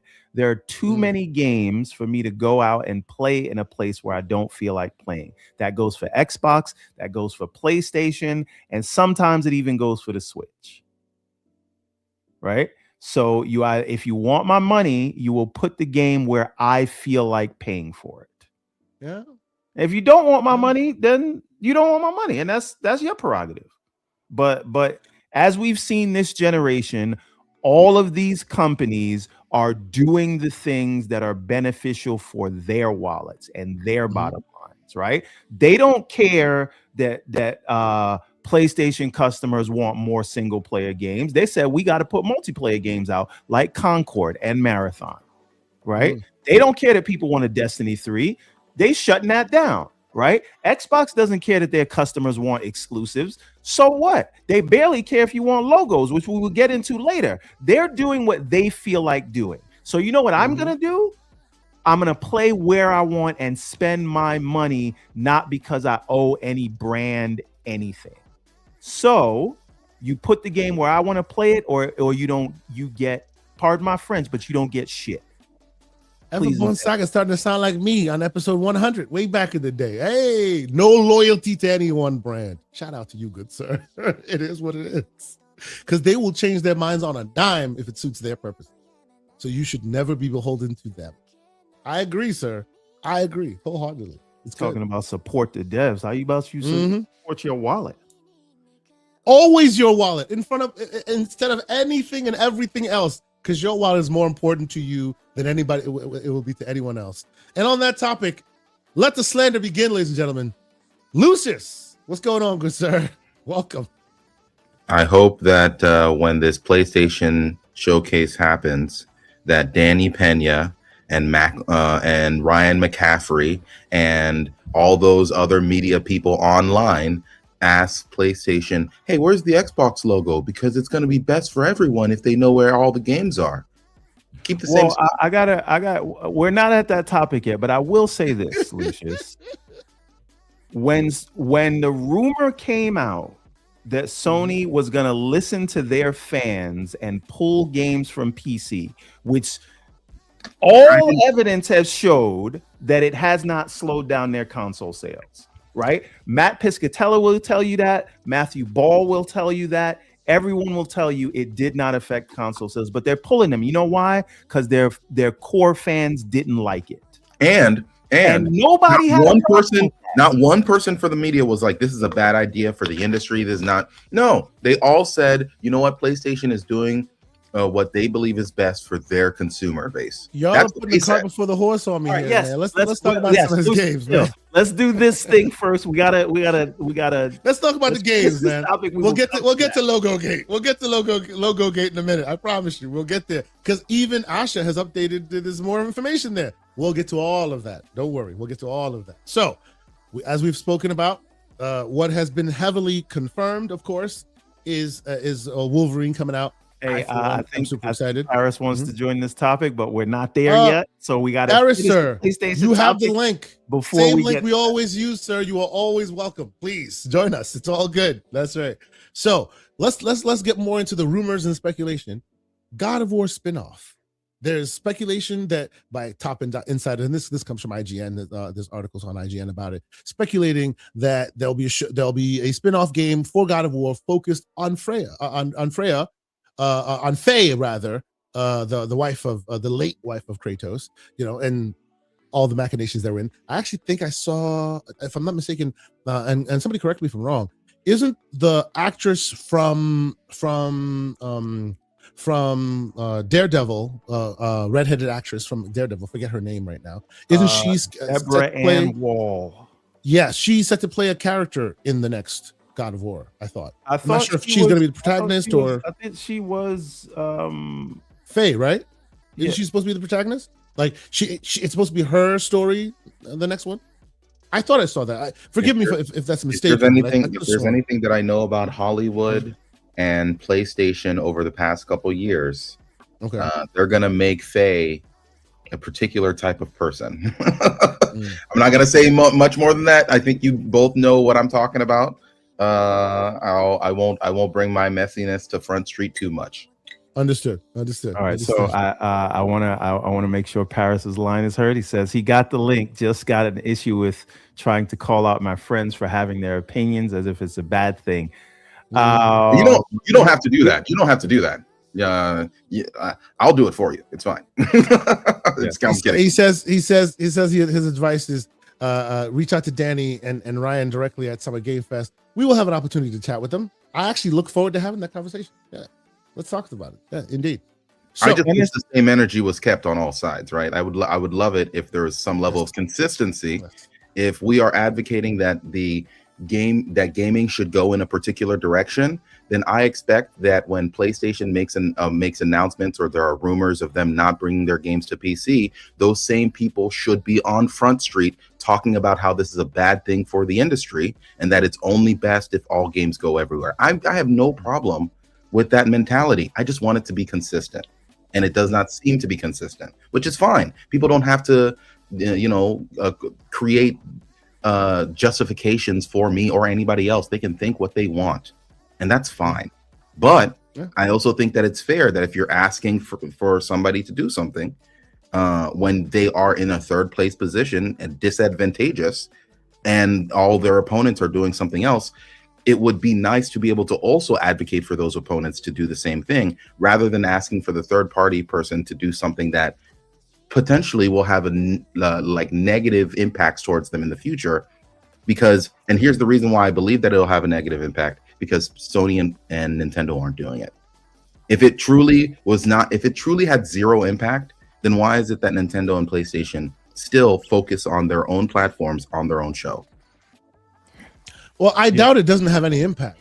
I'm sure it has impact. The question is, what level of impact does it have, and who is it useful for? I feel like we need some more logistics in the background. Oh yeah, and we can have that intricate. Yeah. That's where we remove the fanboy stuff, and that's where it really gets meaty. Exactly. I understand why consumers won't want it in whatever way they want, but I want to understand what the business ramifications are of doing or not doing so. I feel like that would inform this far more, and that's not being addressed. So yeah. Well, I do plan to address that aspect of it, but again, let's get through the state of play, and we will come to that right away. Just nobody wants to talk about PlayStation, bro. Come on. Absolutely no. I want to talk about PlayStation. I'm kidding. I'm kidding.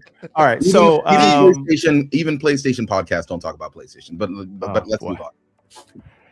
Yeah. So the showcase, I do think it's going to be big, and I do think they have surprises. I think you will get a way more in-depth gameplay. Go ahead. Of the new Naughty Dog game, right? Which is also interesting that Schreier kind of put out that Sony's not really happy that they haven't delivered a game all generation. And I don't know if this new one, Heretic Prophet, is gonna garner the amount of fanfare as Uncharted and Last of Us.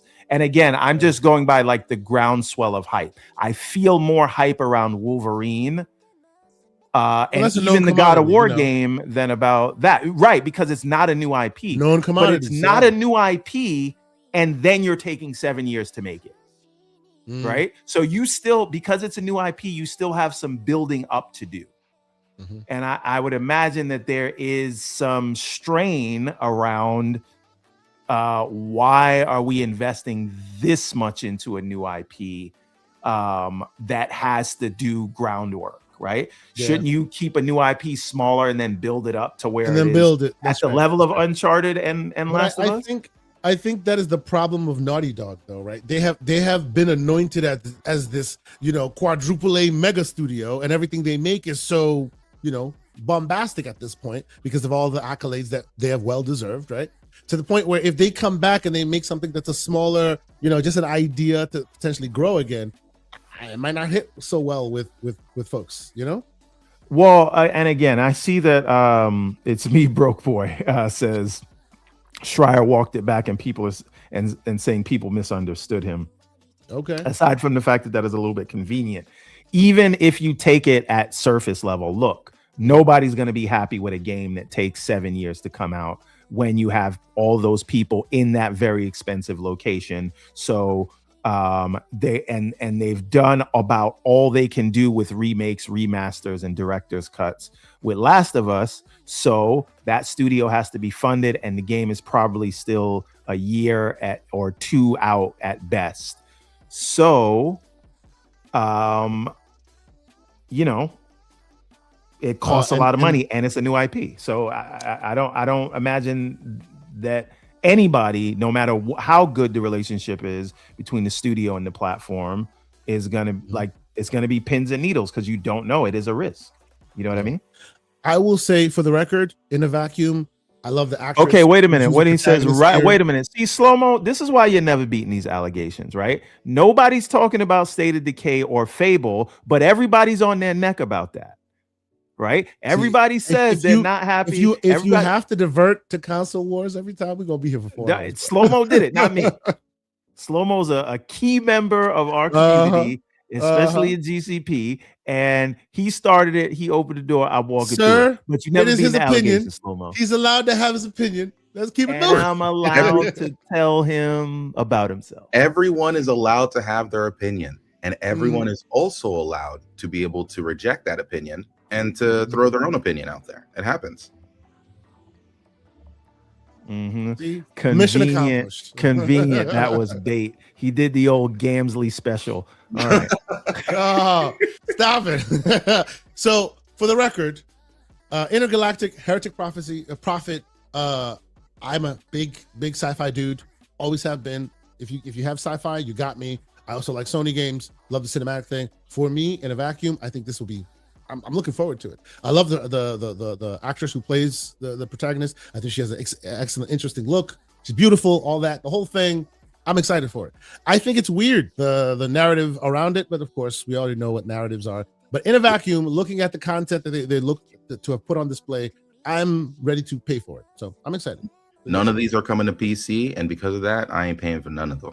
Yeah. That if there is a problem, that may be my problem, because I play everywhere and the TV is usually regulated to my family, so that's where the consoles get least amount of time, a PlayStation and like. So if it's only there, it tends to get backburner. That's how happened to me with Soros, right? Yeah, I'd be playing it and beating it now, but it's only on the PlayStation, and that's the living room, and that's the domain of the children. So don't worry, next year it'll come to your preferred. I hope so, because then they'll get my money. Then they'll get my money, right? Yeah. Then they'll get my money. Yeah.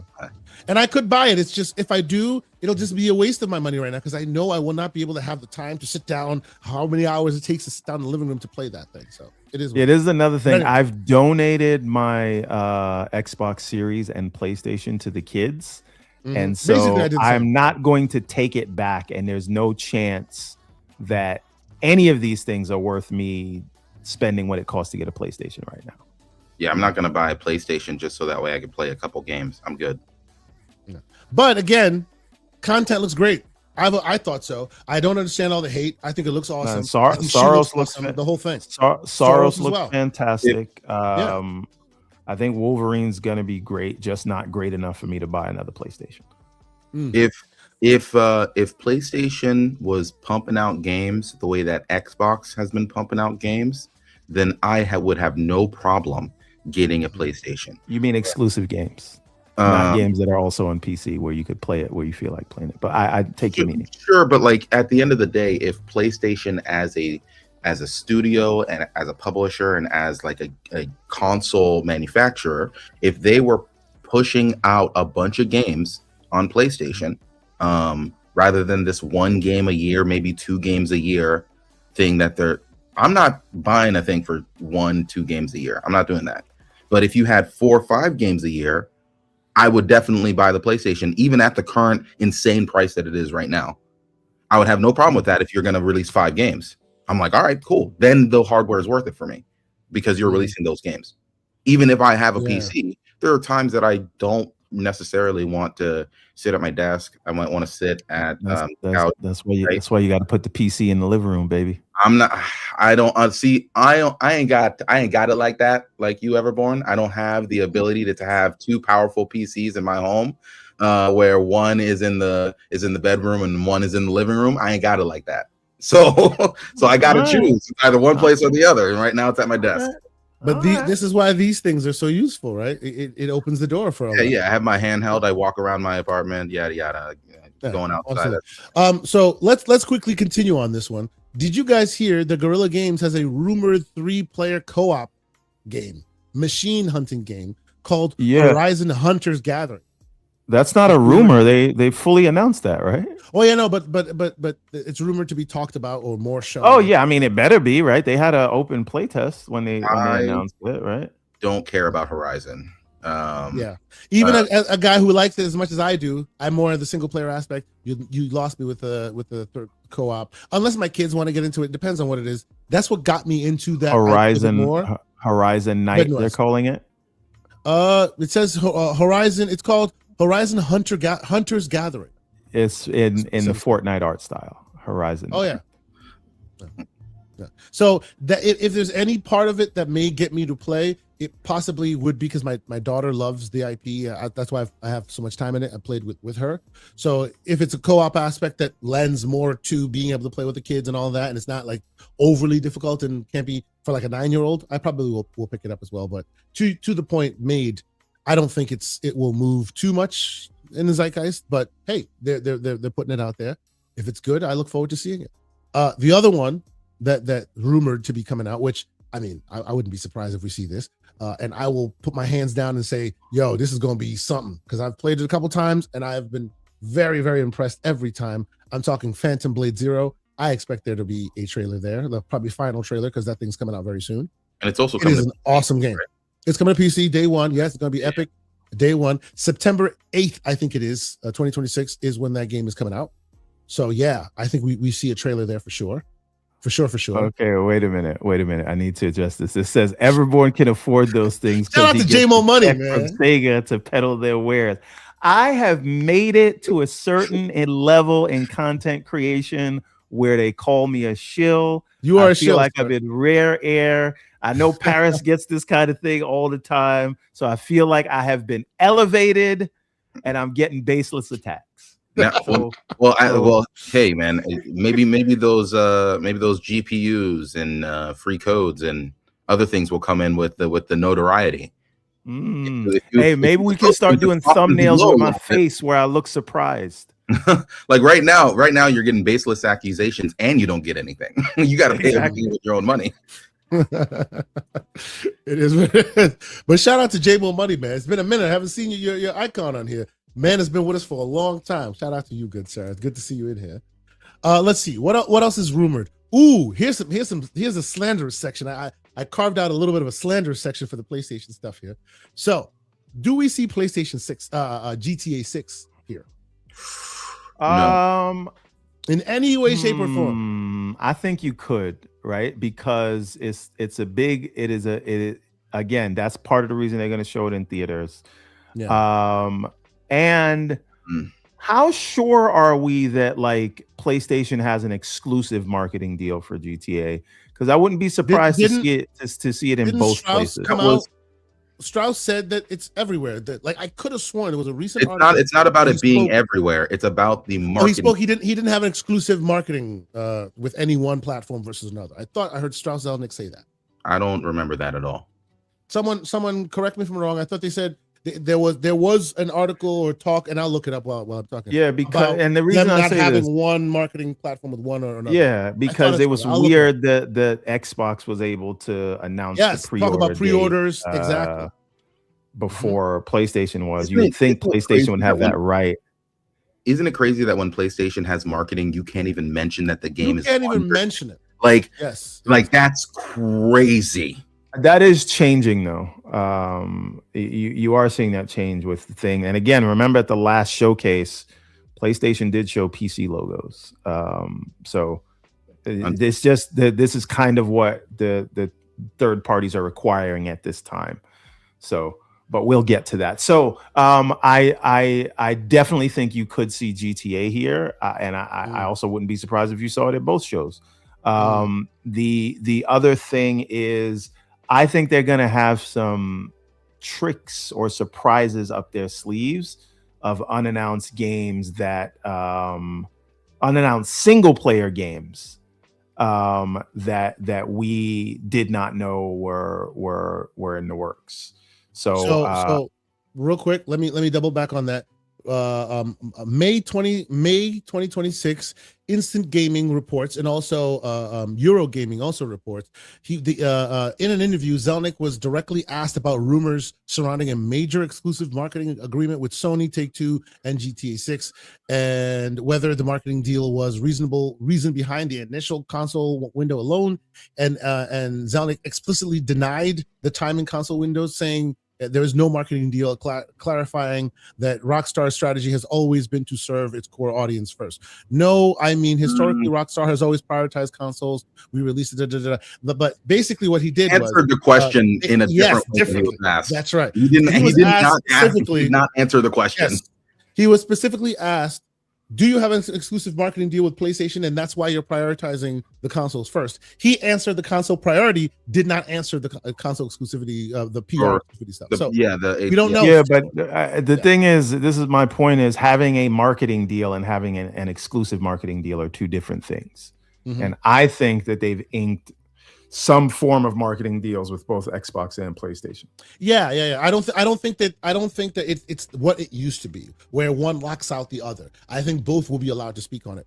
To the fact that you guys have made as far as them even being able to speak on pre-orders, right? That usually never happens, right, historically. And again, part of that is because they're ignoring PC, right? And so I don't think they want to pretend the Xbox version doesn't exist, because that's the only other place you're selling it. Indeed. Yep. I agree with that. Absolutely. So there's that rumor, right? So GTA, most likely, I wouldn't be surprised. I do agree with you that most likely there would be, like, even if they mention it, somebody else will be able to mention it as well. It won't be solely for them. The other rumor and speculation is lots of remasters and remakes. Tomb Raider Legacy of Atlantis, full remake of the original core. Assassin's Creed Black Flag resynced. Also, potentially a rumor of seeing that there. These are all like low-hanging fruit, because we've seen them in one shape or form. It looks like they might cultivate all that on their stage. That's the rumor. That's coming from Vice and from IGN. Don't forget the God of War original trilogy remake. I definitely think we're going to see. There's also a rumor that, yeah. I also think we're going to see, last thing, I think we're going to see a lot of logos and CGI trailers for games that are not coming for many years. Because this is basically going to kick off the second half of the PS5 generation. Mm-hmm. And this generation is probably going to last until 2030. Just because of the, macroeconomic whatever. So I think you're going to basically get a preview of the marquee titles from first party over the next 4 years. Yeah. This is going to be the showcase of Dreams 2.0, essentially. Yes. I think that's what they hope it will be. Will it be is a different I think they pull out all the stops. I think they show you games being made in 2035 just to tell you, hey, this is where it is. Like everything. They did that last time. Bro, they showed you what do you call it? They showed you Square Enix's Final Fantasy remake years before that. Okay. But here's the problem. Here's the double-edged sword though.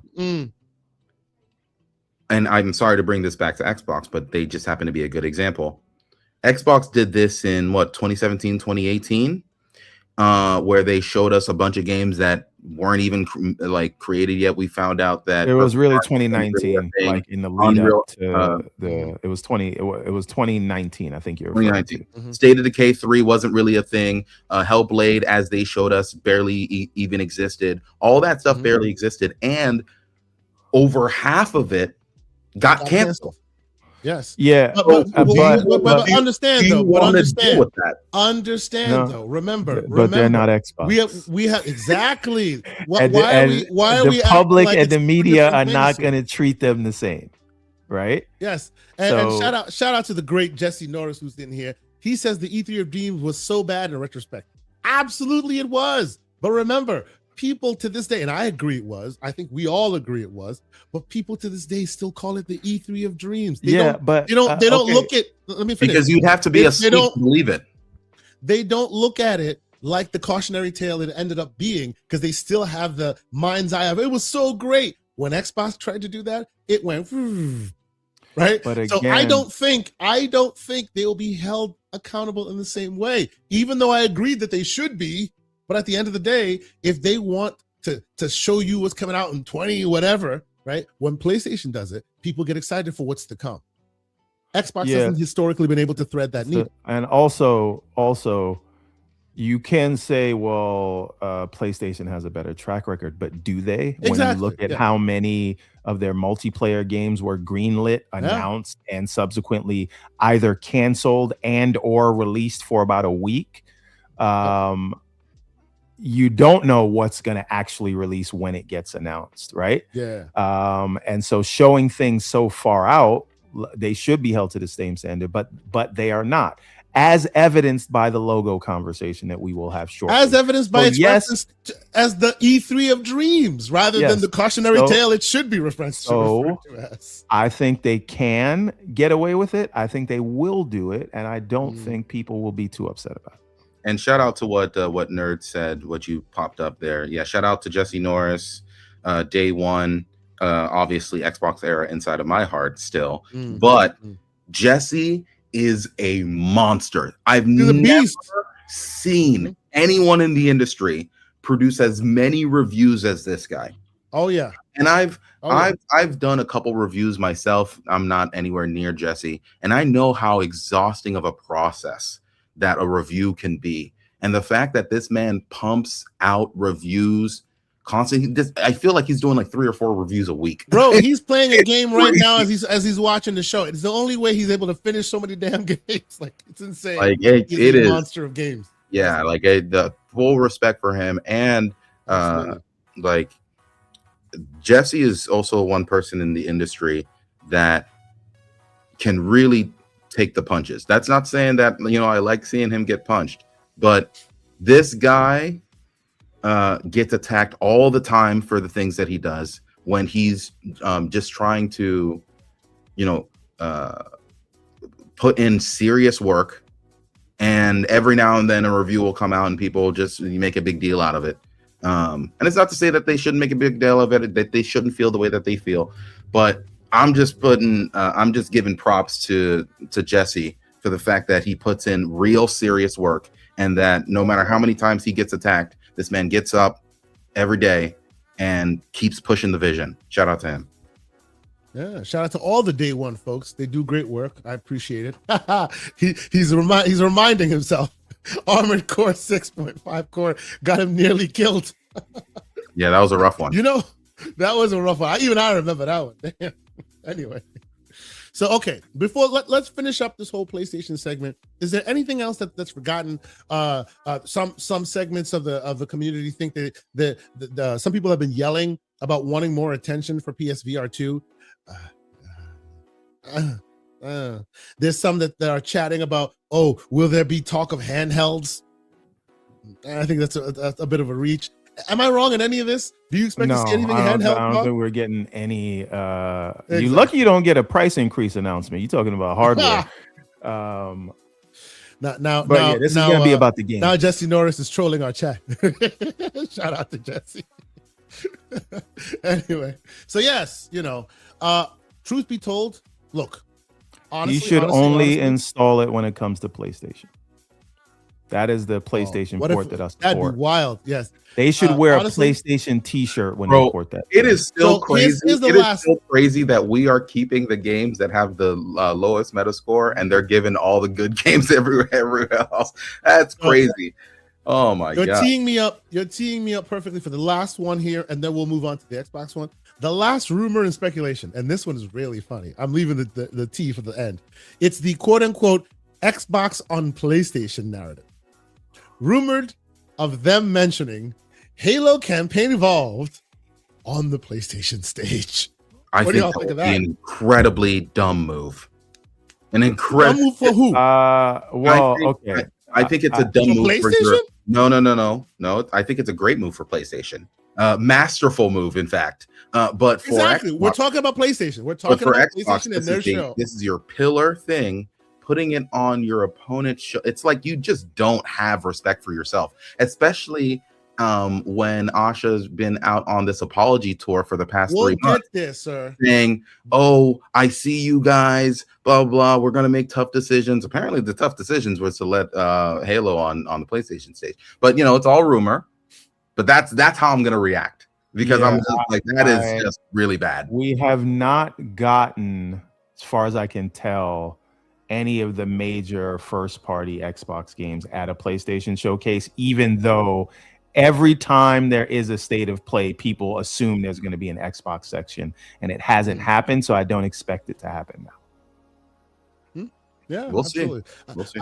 That one's the spiciest of what. Hey, crazier things have happened, but I would be there for it just to watch the internet burn. Oh boy. Anyway, yes, like Combat Gamer says, money talks. Oh yeah. And bullshit walks. Okay, but let's get the second half of that statement.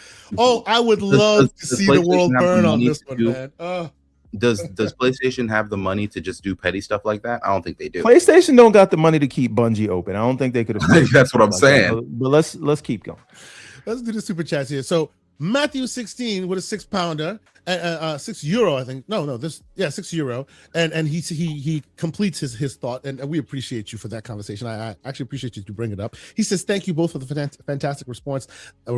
Not trying to offend anyone." And honestly, I actually think it was a good question, because it's a shorthand that's thrown around a lot, and I don't think a lot of people really know what it is they're saying, whether they're being tongue-in-cheek and saying it wrongly, or they want to say it rightly. I don't think the actual definition is out there and known. So it's great that you asked that question. So and we don't take offense to any genuine question. So it doesn't matter if it is I'm not speaking for anybody else on the panel, but I don't care if somebody agrees with me or not. I'm always willing to have a conversation, because if there's any topic that I can't have a conversation about, that means I don't have the conviction in my belief for it to be tested. So I'm always there for that. And to the answer to the question, I just don't like the appropriation of words. I didn't like the appropriation of the Me Too thing, which was taken from Tarana Burke, which was not about what it became. And I think the same thing has happened in the woke, and I will use words for what they were originally meant by, and let's not have them taken from the people who originally tried to start, these things. But anyway, we can move on to the and quickly, let me just catch up on a couple more, and we'll introduce and get into it. Matthew also adds another £6. He says, "I woke up this morning, the world turned upside down. Lord above, things ain't been the same since Queen Asha walked into town." Interesting. Well done, sir. And then Hollywood Rules, the great Hollywood Rules, with the $2 super chat. He says, 200+ hours. Love Witcher 3. So happy we get more. I agree, sir. I think it's fantastic. I wish I loved Witcher 3 like everybody else, man. I bounced off. Effort. I played it like 2 or 3 times. I bounced off of it every single time. Same thing with Red Dead Redemption 2. You see, you got to get somebody in life who loves you the way Hollywood Rules loves The Witcher 3. Ladies and gentlemen, shout out to the great one who joins us whenever he has the opportunity to, and likes to address the slander directly. What's going on, Paris Lee? How you doing this morning? Good morning. How you doing? I won't be here long. I have no desire to get into the logo gate conversation, but Lucius, I do want to address you directly, because you mentioned 2 of my very dear friends. All right. When I felt it was very unnecessary to call them out by name, and that would be Danny Pena and that would be Ryan McCaffrey, because both of these gentlemen have done so much for this community and for this industry that you may not even realize. So when it comes to them having opinions online, they weren't the only ones. So I found it a little unfair that you would single them out. And the reason being is this: you have the opportunity to talk to them directly, just like you talked to me at Summer Game Fest directly. And what happens is, when you come on a platform and you name call people that way, now social media goes after them, and you just keep the cycle going. So I know they have a certain perspective on this, that if you'd actually talk to them, you might disagree, but at least you would understand where they're coming from talking about this. So just a little advice. I don't know if are you going to Summer Game Fest this year? Oh yeah, I'm going. Okay. We'll have this conversation in person, and I highly recommend you do the same for both Danny and Ryan. Yeah, of course. That's it. I let Lucius I answer, want to but make it clear, I named a couple other people as well. Didn't just name them, and I will name other people when we get into the segment even more. It wasn't specifically to call them out, but it is to say, and this is why I'm reacting so negatively to it, because the sentiment around a lot of people in the media has been, don't listen to the fans. And don't get me wrong, I somewhat agree that that Xbox should not listen to some of the freaks that are online. Okay, like I get it, right? But when somebody like Clobril says something very reasonable, and then a bunch of media people retweet him and say, well, this is why you shouldn't listen because all these people are crazy. Listen, I'm not saying that people online aren't crazy. I'm not saying that some people aren't making unreasonable points. But when a Xbox fan makes a well thought out written point and that is just thrown to the wayside, and so and I want to make it very clear, I'm not saying that Danny or Ryan McCaffrey were the ones who specifically went this route, right? But I am saying that it feels as if the general, that's my point. But go ahead. General feeling of the industry right now is to say, don't listen to those fans that are giving you money. Listen to us, the people who don't really play in your ecosystem that much. Not putting specific names towards it. Don't even pay money into your ecosystem because we receive most of our games for free. Most of us play on PC, and most of us receive a lot or at least, these days are kind of over. But back in the day, 5-6 years ago, people would get entire PCs for free. And I'm not saying that they shouldn't get them, right? I want people to be in a place that they are reviewing games at high fidelity and all that stuff. I love it for them, right? But when those same people are advocating that the brand doesn't listen to the fans, the people who are actually providing money and resources into the ecosystem, it gives me a very visceral reaction, because I'm just like, why is it that like they shouldn't listen to fans who are giving them money, people who, and even people like me, I got pushed away from the Xbox ecosystem because, and part of it was because of what Xbox did, and part of it was just the way that the entire industry treated the brand.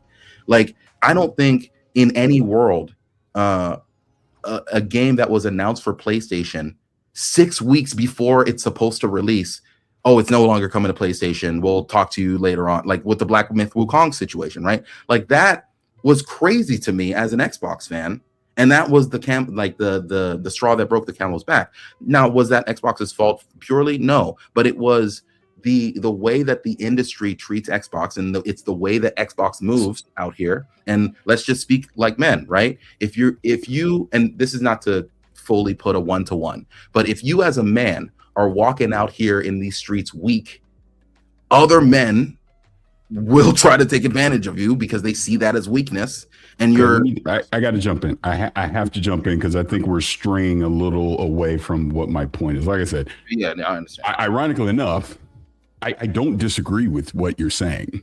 And if you've noticed, I don't say nothing on this. I stay out of it because I get as an example, Clobril, I've met Clobril, great human being, love that dude. And he is entitled to his opinion. So to your point, no one should be going after him and discrediting his opinion, because he is a very valuable member of this community. And I respect his opinion and I understand his points on it, right? Again, just going back to the original point of it, Danny and Ryan weren't those people that were doing that to Clobril. And I guess what I'm saying is, and again, you grown man, you do what you want. I'm just giving my opinion. Your general statement is true, but I think when you start putting names to it, whether they were the ones that said it or not. Now they're lumped into that group of people that did say it. You see what I'm saying? So I can understand. I can understand. I would, and again, I'm being very clear. I am being very, very biased here because these are my friends. So the fact that I heard that, that's why I said something. But the point still stands. I feel like your opinion is not wrong. And whether you're on the side of logos being there or logos not being there, I don't think there is a right or wrong answer to that. I just think there's perspective to it on how you want to view it. And I think they're all valid. So nobody should be discrediting anyone on either side of it, in my personal opinion, right? And all I'm saying is the name calling stuff. Social media is so freaking toxic. This is why I don't engage as much as I used to, because everyone is so toxic. And when you start name calling people, now that sends the mob after them. You know, whether it's justified or not. And that's my only point. And all right. So I do want to just address this point before we get into the actual context, right? So just to address Paris's point. And I am biased here because like, you know, Danny and Ryan, I know Lucius and Keasante and a lot of the people in the chat, right? So I know Lucius, and unlike a lot of larger content creators in the community, Paris Lilly does come down and address his points with smaller creators, right? And so when Paris says something that we may disagree with, or Lucius may disagree with, Lucius has no problem telling Paris how he feels, in what way he disagrees. And when he sees you in person, he says the same thing. And I don't think Lucius is saying anything that, had he had the opportunity to say to anyone that he's referring to, if they decided to come to this show or they met at an event, that he wouldn't say, because I don't know that Lucius is being disrespectful like some of the other terrible people that some people are wild. So Paris does come down, and I'm not saying down like you're above, but you know what I'm saying. Paris does come to the smaller content creators and address his opinions. Other people do not. So when anyone puts their opinion out into the public, you know, those opinions can be scrutinized, right? So Keasante accuses me of shadowboxing all the time because I don't like mention the names of people we're talking about, because it's more like, and if you know, you know. But I don't see an issue with, again, a respectful disagreement or critique of a position of someone, right? Yeah, because that's the thing that the only reason why I sometimes mention people by name is so that way I can say, here's what they said, here's what I disagree with. And that's when we got into this section, I would have done that more. But just like Everborn said, sometimes you want to be more ambiguous, and now people are just like, well, who are you even talking about? Who's this nebulous person that you've made up inside of your head? Well, but Lucius, I would think, and I'm just sitting listening, but I think all of us are all of you have prominent points on this one. I do agree with Paris in that, while I agree with you that keeping it ambiguous gives us this monolithic kind of tone, it is dangerous sometimes to name those names, because even if it poisons the well, right? And then everyone gets tarred and feathered with the worst of the sayings that are happening, which, if you dig through it, there may be some nuances there, and they may not be as drastic as some of the worst in the community. So the names, it's one of those. If there's a need to calibrate, the danger of the internet. Yes. If our objective is to not push that negative energy, even when it's not intended to, I'm more than willing to calibrate, so that way I'm speaking in a more ambiguous, larger tone of the industry, how the media, based off of their need to be able to make money, like everybody got to live, right? Is forced to do particular tactics, and that may lead to negativity towards a base or something. I'm more than willing to keep it more ambiguous if it doesn't get people the smoke that they may not deserve. But I will still speak on the general topic. And I guess this is all I'm trying to say on this. And I do appreciate we're all having a very reasonable and civil conversation about this. I'm looking at it from my perspective. And my perspective is, I'm a podcaster, influencer, a shill, whatever the heck you want to call me, right? In that we have opinions too, you know, and when our opinions don't align with what the community thinks, sometimes you just got to stand on what you believe. And again, I'm not trying to speak for Danny or anybody else other than I know Danny. And like I said, that is my best friend in the freaking world. So when I'm hearing him being painted in a way that I know isn't necessarily correct, he's just giving his perspective on, look, you could want the logos, you could not want the logos, you could want exclusive, non-exclusives. He just wants people to go play games and have fun. That's all it really comes down to at the end of the day. And I feel the same way. Like I said, I've learned to be measured with my opinions in public spaces for this very fact, because people will take it, and not saying you're warping it, but people take our opinions and warp it and manipulate it into whatever agenda that they have. He obviously was a lot more vocal about it because he's just like, to him, okay, they're showing the logos. You're still going to get the games. Go have fun and play the games, right? So what has happened, especially in these last few years, is, and let's keep it a buck. Xbox has a lot of responsibility in this because they keep changing business plans and nobody knows whether to go left or right with it, right? And it's created this splinter in the community where either you got to be on this side or you got to be on that side. And if you're not on my side, you're the bad guy and all that kind of stuff. All I'm saying is this. Danny and Ryan are really good people who do a lot for this community. I know this for a 1000% fact. And let's not vilify the good guys. That's all I'm saying when it comes to this. Yell at me, because I go on all these podcasts and I say crazy stuff. Y'all can yell at me because I'll show up and I'll talk to you directly and defend myself. But people like them, I'm just saying, they're good guys.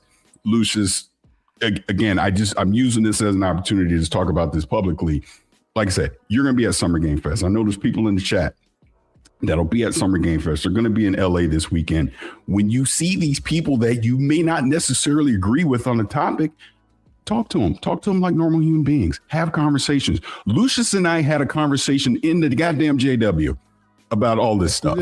You know what I'm saying? Yeah. For the world to see. And it was reasonable and it was fantastic. And this is why I felt comfortable coming up to Lucius, talking to Lucius directly now, because I know Lucius' mentality and he has no problem, rebutting or defending himself, which is fine.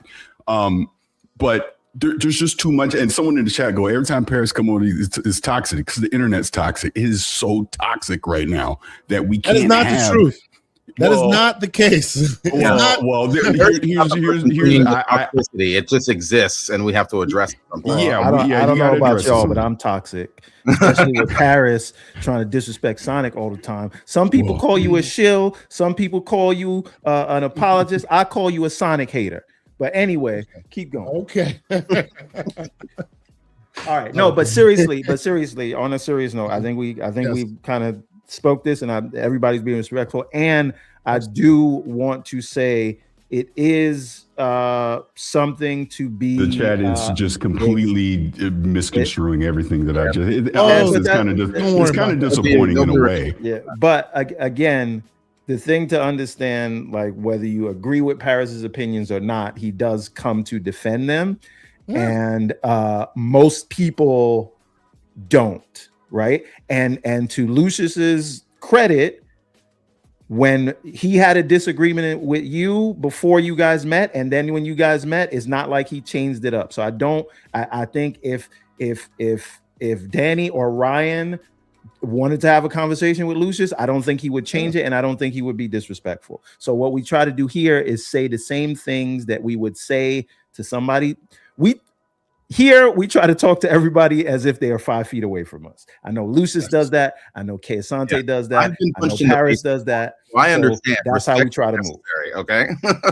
That's right. And we can have difficult conversations without it diverting into what happens on the internet. And guess what? Hold on, everyone. I gotta say this. All right, Lucius. Friday night at the JW. It's me and you. We'll get Asante, I need you there with the camera. You know what it is. Oh man. All right, and then we're gonna have the GCP on deck. Discord caption it. So you're gonna get the worst angle at an out of context time, and then we'll put headlines on it. But to kind of get us out of this, I will say my opinion on this, I was never bothered by the logos. I think what people that don't like them, what they're really bothered by is not the logos. They don't like games going to PlayStation, and whether the logos are there or not, it's not going to change how they feel about games going to PlayStation. That being said, my opinion is, like me, if the logos didn't bother you being there in the first place, then them being removed shouldn't bother you either. And the fact that a lot of people are going out of their way who didn't have a problem with them being there, a lot of people are now upset that they're removing them. And if you are upset that they may remove the logos, then it should bother you that the logos aren't shown at other shows. And I think that's the sentiment that a lot of people have. Yes, I just want the same energy. So let me address this super chat right here, because it's a troll, I think, but it is hilarious in many ways, so I'll allow it. I appreciate y'all for being creative in your trolling. Even the freaking the logo, the PFP, I see it.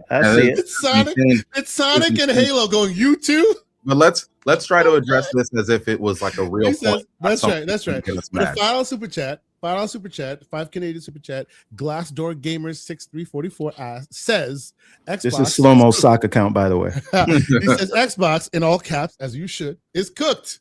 Y'all are fighting over logos while the company is projecting double-digit losses for Xbox and gaming next quarter. Time to wake up. So the double-digit, none of that money's going in your pocket. Yeah, none of that. Yeah, one, you shouldn't even worry about that. But two, let's actually address your point. The double-digit losses. Good troll though. Wonderful logo. I'm sorry. Double-digit losses are on hardware, and it's not on gaming services. Yeah, the gaming services. What was the hardware losses on PlayStation just now? And that's what I was about to address. You're talking about the double-digit losses when it comes to hardware on Xbox. You have to acknowledge that Sony's numbers just came out last month, and they are also showing double-digit losses when it comes to hardware. So what are we really talking about here? Anyway, let's move on. The great Jesse Norris dropped the $3 super sticker. We appreciate you, good sir. Thank you so much for being here. You control other people, can't troll us because we actually read the financial reports. Right? You know. We are also trolls ourselves, so you can't. It's like trying to out bullshit a bullshitter. That's my third time for today. I have to address this one. Please go ahead. Well, let me read it first. First and 15th two with $5. He says, my main issue is people getting free game codes telling Xbox fans how they should feel about supporting a brand that treats them like second-class citizens. Go ahead, Mr. Paraslip. So as one of the people that, and I'm doing air quotes, gets a free game code, I definitely, and I'm pretty sure my resume shows this, I always talk about, hey, you need to treat your core audience. You need to make them feel seen and feel valued. And I do think, and I just tweeted this the other day, I do not envy, and I said this last week, I don't envy Asha Sharma at all, because she has such a tough job, and you're literally watching this in real time happen, of trying to balance keeping your core audience happy and not make them feel like a second-class citizen, but at the same time, balance, hey, we're business and we got to grow and we got to generate revenue. How do you do all of it? I don't know. This is why she's getting all the money she's getting and we're not. So she has to figure that out. Her team has to figure that out. And in the interim, this is what I'm talking about. You're seeing these splintered sides where someone might see one side of it, someone might see another side of it, and it's creating this division and just arguments internally. And now, like I said, you're seeing if a certain creator might have an opinion about this, then look, I'm just going to call it like it is. The default is you're not allowed to have an opinion because you get it for free. That's what you hear. I like when I crashed out about the Steam Deck being $1,000, and I haven't talked about that yet. I had people tell me you're not allowed to be upset because you get stuff for free. I'm like, are you kidding me? Really? So I'm not allowed to be a dad and a consumer who does have to spend money on a lot of this stuff and not want to spend $8,000 for it. And I know I'm straying a little bit, but the point is, even though someone gets something quote unquote for free, be it a code, hardware, or whatever the case, they are still allowed to have an opinion, just because you don't agree with it doesn't make it invalid. That's all I'm saying on that. and Let's have reasonable conversation. And on Paris, that specific topic, if I may interject for just a quick moment, on that specific topic, I've always felt the same way as you, and I myself and Everborn, we always contend with that sometimes in our community as well. Just because we are gamers who may have jobs, we can afford things, we don't speak to every aspect of the community. Like when you hear us or when you hear me be very vocal about value and this and that, it's not necessarily from my wallet, but I feel very blessed to be able to speak to the community and they speak back. And I feel like in some small way, they have agreed to let us speak for them. I care about your wallet, even if I can handle it, right? If a game is getting to $150, just because I can pay for it doesn't mean it's cool. And there are some people who definitely cannot pay for it. So whether I can afford it or I get it for free or I don't, I should be able, and we should be able to speak and represent those who don't have that voice, whose wallet will definitely be affected by all these things. And you saying we shouldn't speak on that is ridiculous because you're basically asking us not to advocate for you. It's weird. yeah. And here's the thing. Paris said something really brilliant last week. I think it was last week, where he addressed the fact that hardware is not getting cheaper.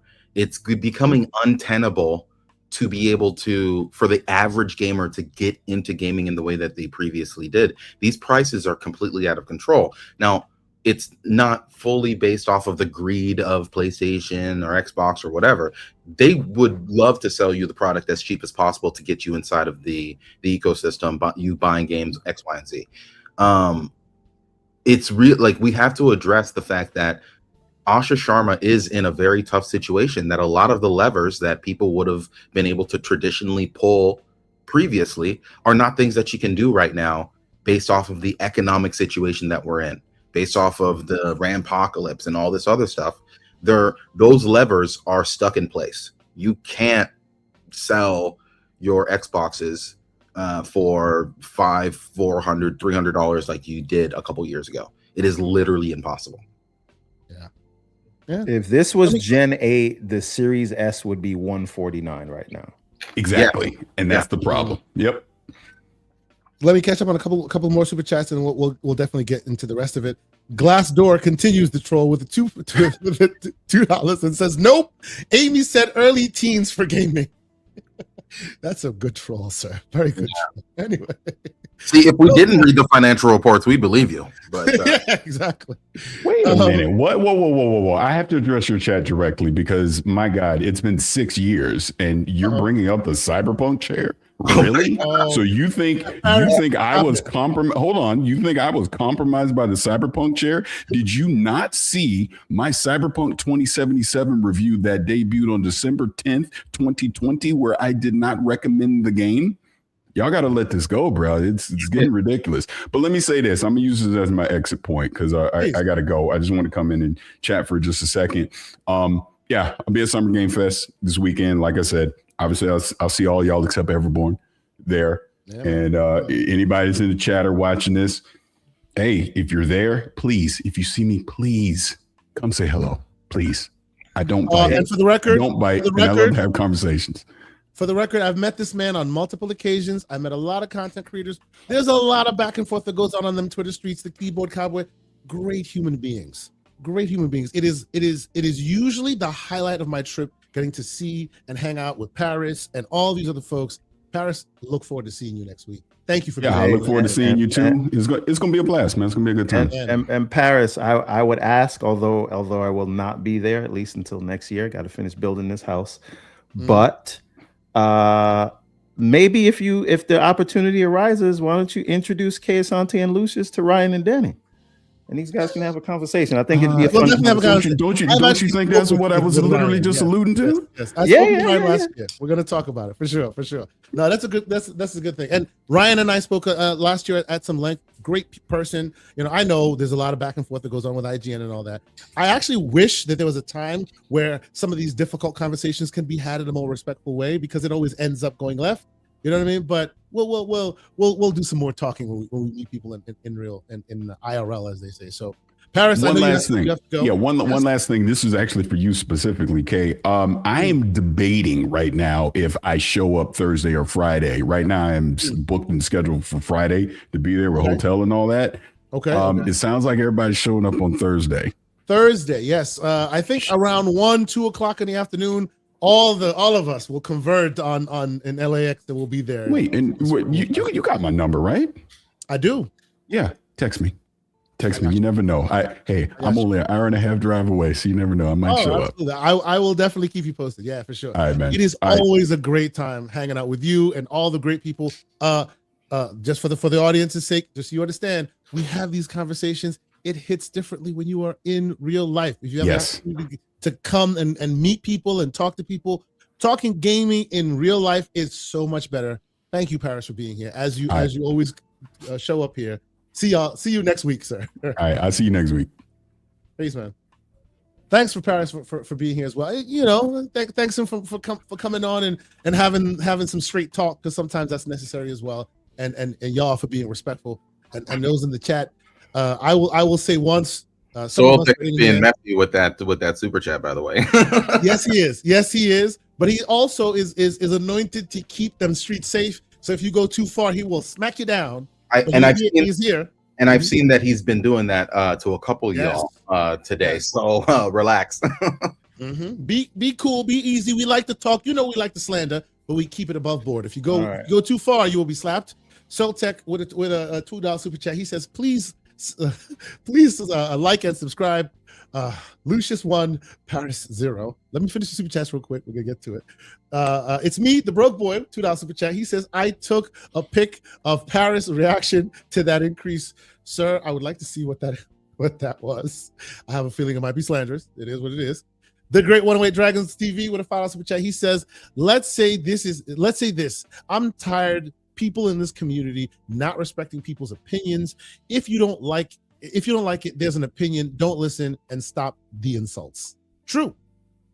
Now, I won't say that directly is what Lucius was doing, right? Because Lucius was making valid criticism of something that should be debated. But it makes sense. I do understand why Paris came because it quickly goes left for no reason. It can. And after this super chat, I will address it in a different way by reading what Chlorobril said himself, and then we can discuss that throughout the framework and whether people's reaction to that was feasible or whatever. But I'll give context as to what I'm talking about. And first and 15th, a continuation of his first super chat, $2 super chat. He says the point was against people not wanting Xbox to compete. I just about this thing, right? And we have had many debates on this show about logos. It is not a secret about how I feel about them, right? I genuinely don't care about the logo. Logo gate. Every time I hear logos, I want to hear it does rub me the wrong way. And I'm not naming anybody's name. But if you were on my side of it, that the logos didn't bother you being there, I gotta ask the impetus of why it bothers you if they may go away. Right?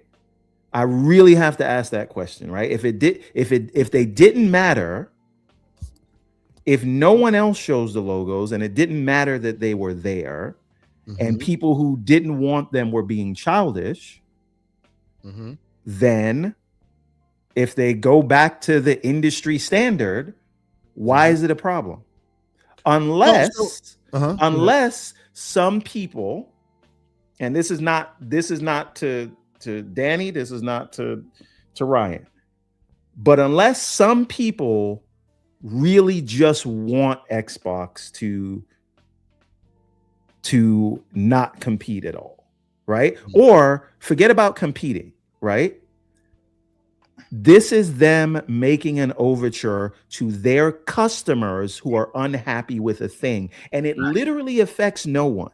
Right? This is not them pulling games away from people like Sony's doing allegedly with their single player games. This is them saying, hey, this is low hanging fruit. Our customers don't like it, so we will stop doing it. It's literally nothing. So the fact that this bothers you says that this is a larger thing within you about the brand that you don't like.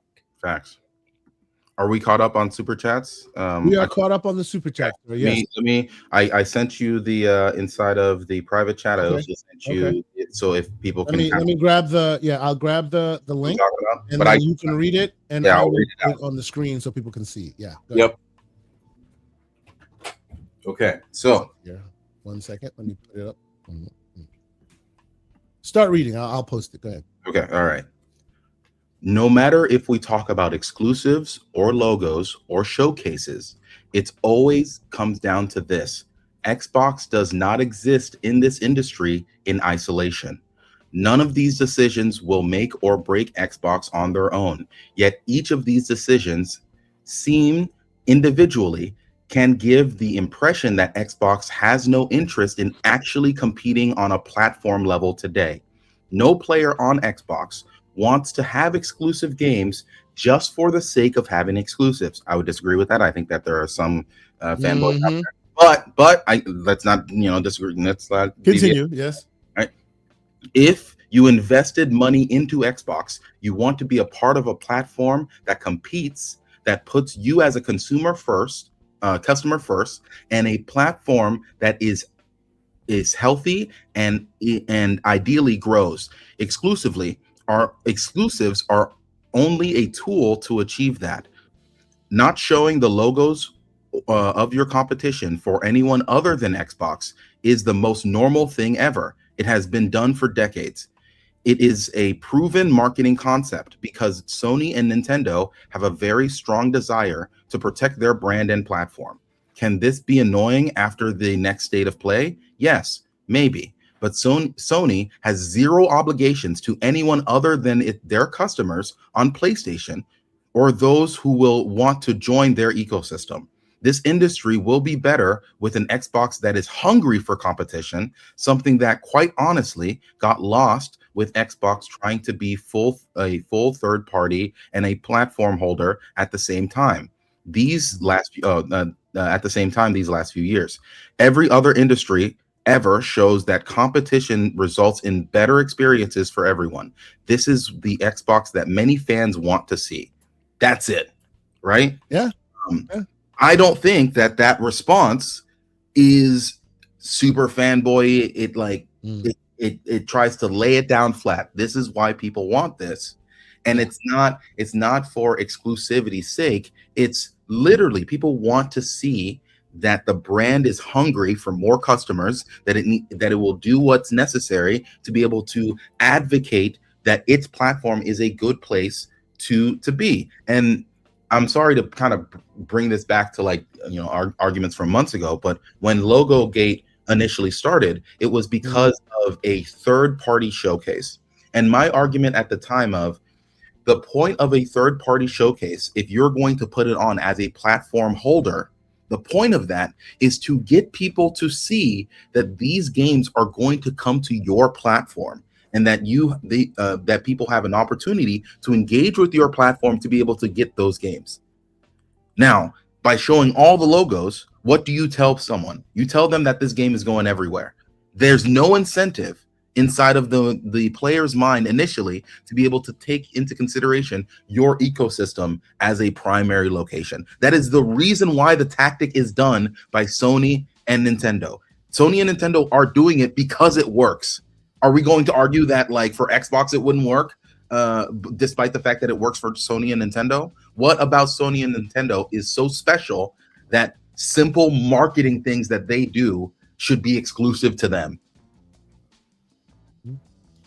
Yeah, I mean, and you remember what my response was to that at the time, and my response now is to keep the same energy. But my response at the time was, the logos aren't the real issue. The logos are a thing that is a reminder of the real thing that people don't like, which is anybody complaining about logos is really mad because they don't want the games on PlayStation.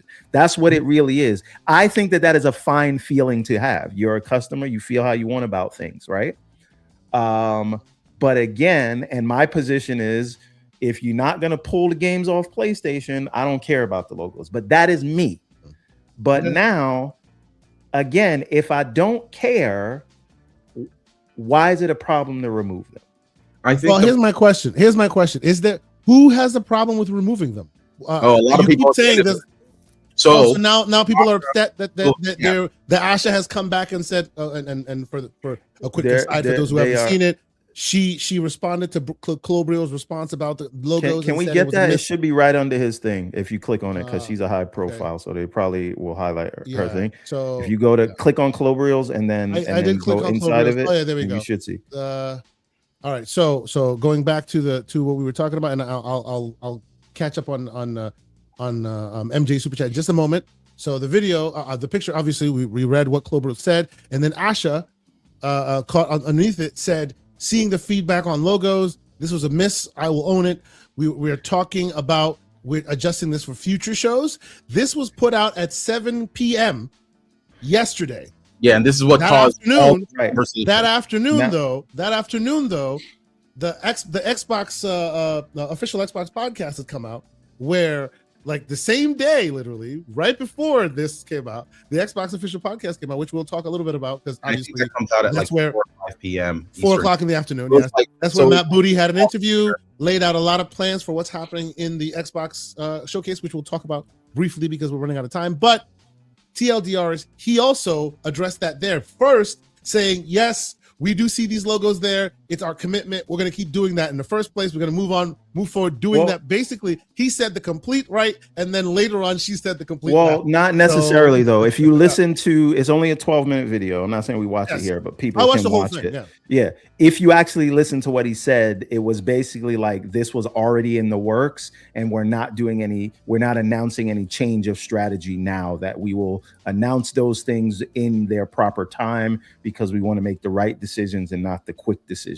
So it basically Sure, is like but that was not addressing the logos, though. No, it He was. said that It about was. the other thing. No, but Because I watched it this morning. Right. That He one, said that was them doubling down on, yes, we did that. We're going to says we're going to continue to do that for now, is what he said, right? Okay. And so I'll watch it I don't think that this completely negates what he says, because the logos will be at the current showcase. She is talking about for the future, Yes. just like he Yes. was. Now, that being said, Mhm. once again, what I am reading here from a CEO is looking at the feedback from their customers, people who play on that platform. So if you don't play on this platform primarily, you're not primarily the customer there, your opinion should not matter on this point. And what You know what, Everborn, offends though? me, one second, Go ahead, what go offends me is we see time and time again people upset that Xbox may make any overture to their own customers. It's insane. It is like there's a no. disdain for So you as an Xbox Can I push customer. back just slightly? Please And I do. don't want to take this a tangent, but just a slight pushback, okay? Because like, and I addressed this on Boom Show, I think last week Wednesday. I don't have an issue. I actually think it's great that they're listening to their consumer base, and it looks like they're doing overtures to their consumer base. But not all their consumer base feels a specific way, and when this stuff is happening here, I have no issue with it. But what it worries me about is, if you're listening to these people the way you are listening to these people, does that mean you also take the voice of the community, the poll where more people want exclusives than Game Pass? Because that's But- also listening to the I computer. think And that worries me. Let's Wait, let's hold on. because- Real quick, Lucius, if I can. Okay. Just give me 1 second here. I think that is, and I know you don't mean it that way, but the ultimate effect of what you're saying is like a fear monger, right? Because if we look at the reality, they're not doing anything their fans say, because their fans are telling them to not put Halo on PlayStation. Their fans are telling them to go back to exclusives. They're not doing that. They're No. doing whatever they feel like. What they're doing is basically inconsequential things like changing a logo or announcing Helix, a thing that Things was on going the to edge happen that don't anyway. affect the core, Right? but make a good effect. They're not actually making structural changes based on the feedback that their fans want. They're doing low-hanging fruit. And if I know this is not you, Kay Asante, and I know this is not a lot of other people, but if that offends you, that they are listening to some of the things that their upset fans want, while at the same time you are saying that, oh, they're third place, they don't care about anything, it seems like they're getting out of the market. Wait a minute. The reason you're saying that because you said they stopped listening to their fans. So which one is it? Do you want them to listen to their fans, or not? or do you exactly? Yeah. And let's address the poll. Jez's poll, as crazy as it was in X, Y, and Z, the people who wanted exclusives was like 55, 56% in comparison to like 40 something percent, right? So it's not such a gigantic swath of the community. If Xbox and Asha and all those people are listening and they're actually seeing the poll, they see that the community is split. So them doing one action or the other would have dire ramifications. So they're probably. I hope that's the case. They're not going to move in that way. But let's address the real thing, right?